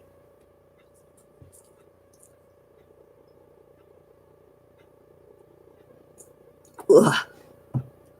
Tastes vile. Last 2. If I could swallow one with a mouthful.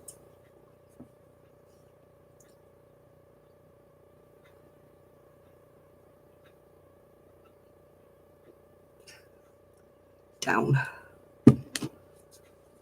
I hate taking tablets.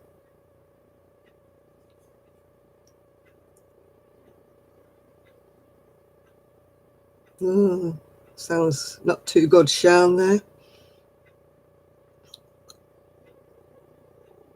Hopefully they can find some kind of solution for you, whatever it is that you've got, you know, to make your life bearable.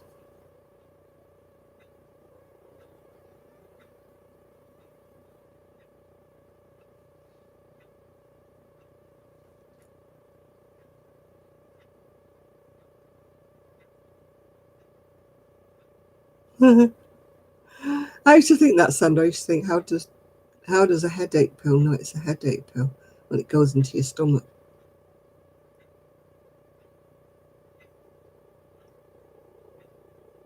Yeah. Let's hope it's a diagnosis that they can deal something with. You know, that it's not degenerative or something like that. Do I have any? I've got a lovely niece that lives not too far from me. My son lives a few miles up the road. But basically, I'm on my own for most of the week, yeah. But it doesn't worry me. Don't want you to think I'm sad or depressed because there's nobody living near me. I'm quite happy with my own company. You know, I managed to occupy my time. Of course, I've got the little dog that I look after. So,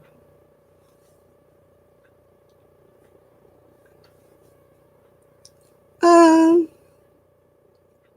don't really check on me. If I need them, I phone them. Yeah, I talk to Kelly. She's not that close to me, but she's a few miles down the road. But I talk to Kelly most days, yeah.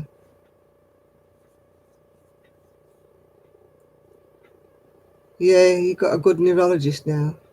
You're lucky because they are hard to get a good one.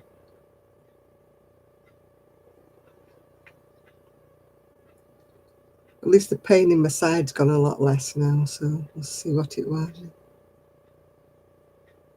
I take about a 15, something like that, Jane. More if you count the ones I take during the day as well. No, my niece lives the closest to me. She lives just about half a mile away. Kelly's about 3 or 4 miles. My son's about 3 or 4 miles in the other direction. I think I'm closer to Kelly than a lot of other people who go on YouTube, are you? Although I haven't taken my pain pills yet. I take them before I go to bed. Yeah, I have pain pills. The injection I have doesn't last long and it wears off. So I'm due another injection, but who knows when they'll send for me. They forget me half the time. Sue's got to rearrange hers because she used to have her injections down here. But now she's moved to Scotland. She'll have to find a new doctor. Yeah, Kelly and I.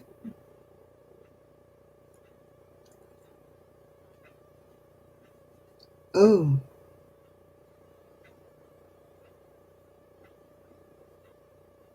Oh dear. It's not good, is it, Sean? I hope they can give you some kind of medication to control, control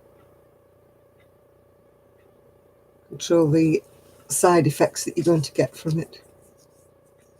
I mean, hopefully it goes into remission and then you can stay without it for quite some time. That's what you've got to think about, and to hopefully go in remission for a few years.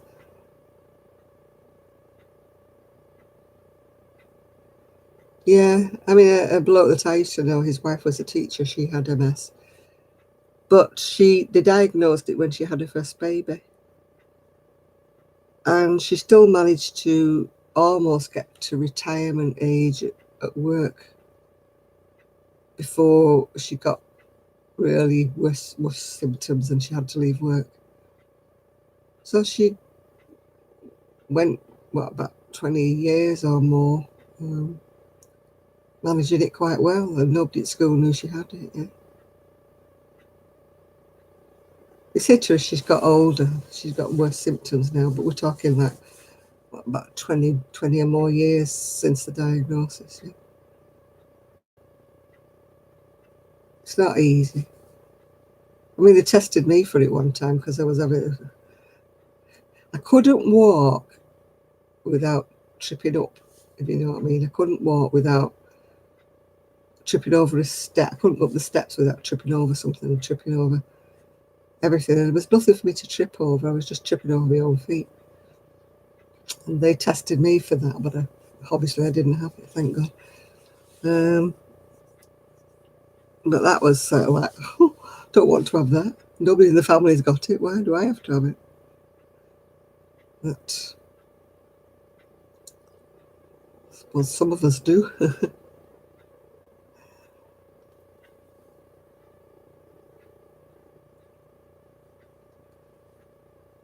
Yeah, you have to live each life, each day, don't you? They always say that. I do that now because I'm 73 and I just don't know how much longer I've got in this world.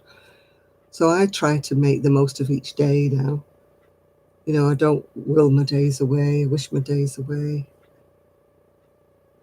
I try to, stay motivated, stay whatever. I'm sure a lot of people are like me. My attitude really is a bit laissez-faire. I've thankfully not had anything really, really major. But I am one of these people I'll deal with it when I've got a final diagnosis. I'll deal with it then. I don't want to deal with it now and think and worry. I'll deal with it when they tell me, yeah. Well, I'm going very tired now. My eyes are going, yeah, I hope he really enjoys his new school, yeah. See how he gets on. Fingers crossed. Hope everything goes fine for him. Well, little people, it's what, 22:01 now or something like that, and I'm getting really, I can feel my eyes are going. So if you don't want me to fall asleep on camera, then I think it's time for me to say goodbye to everybody. And I'll see you all next week. So bye, everybody. Bye-bye, bye-bye.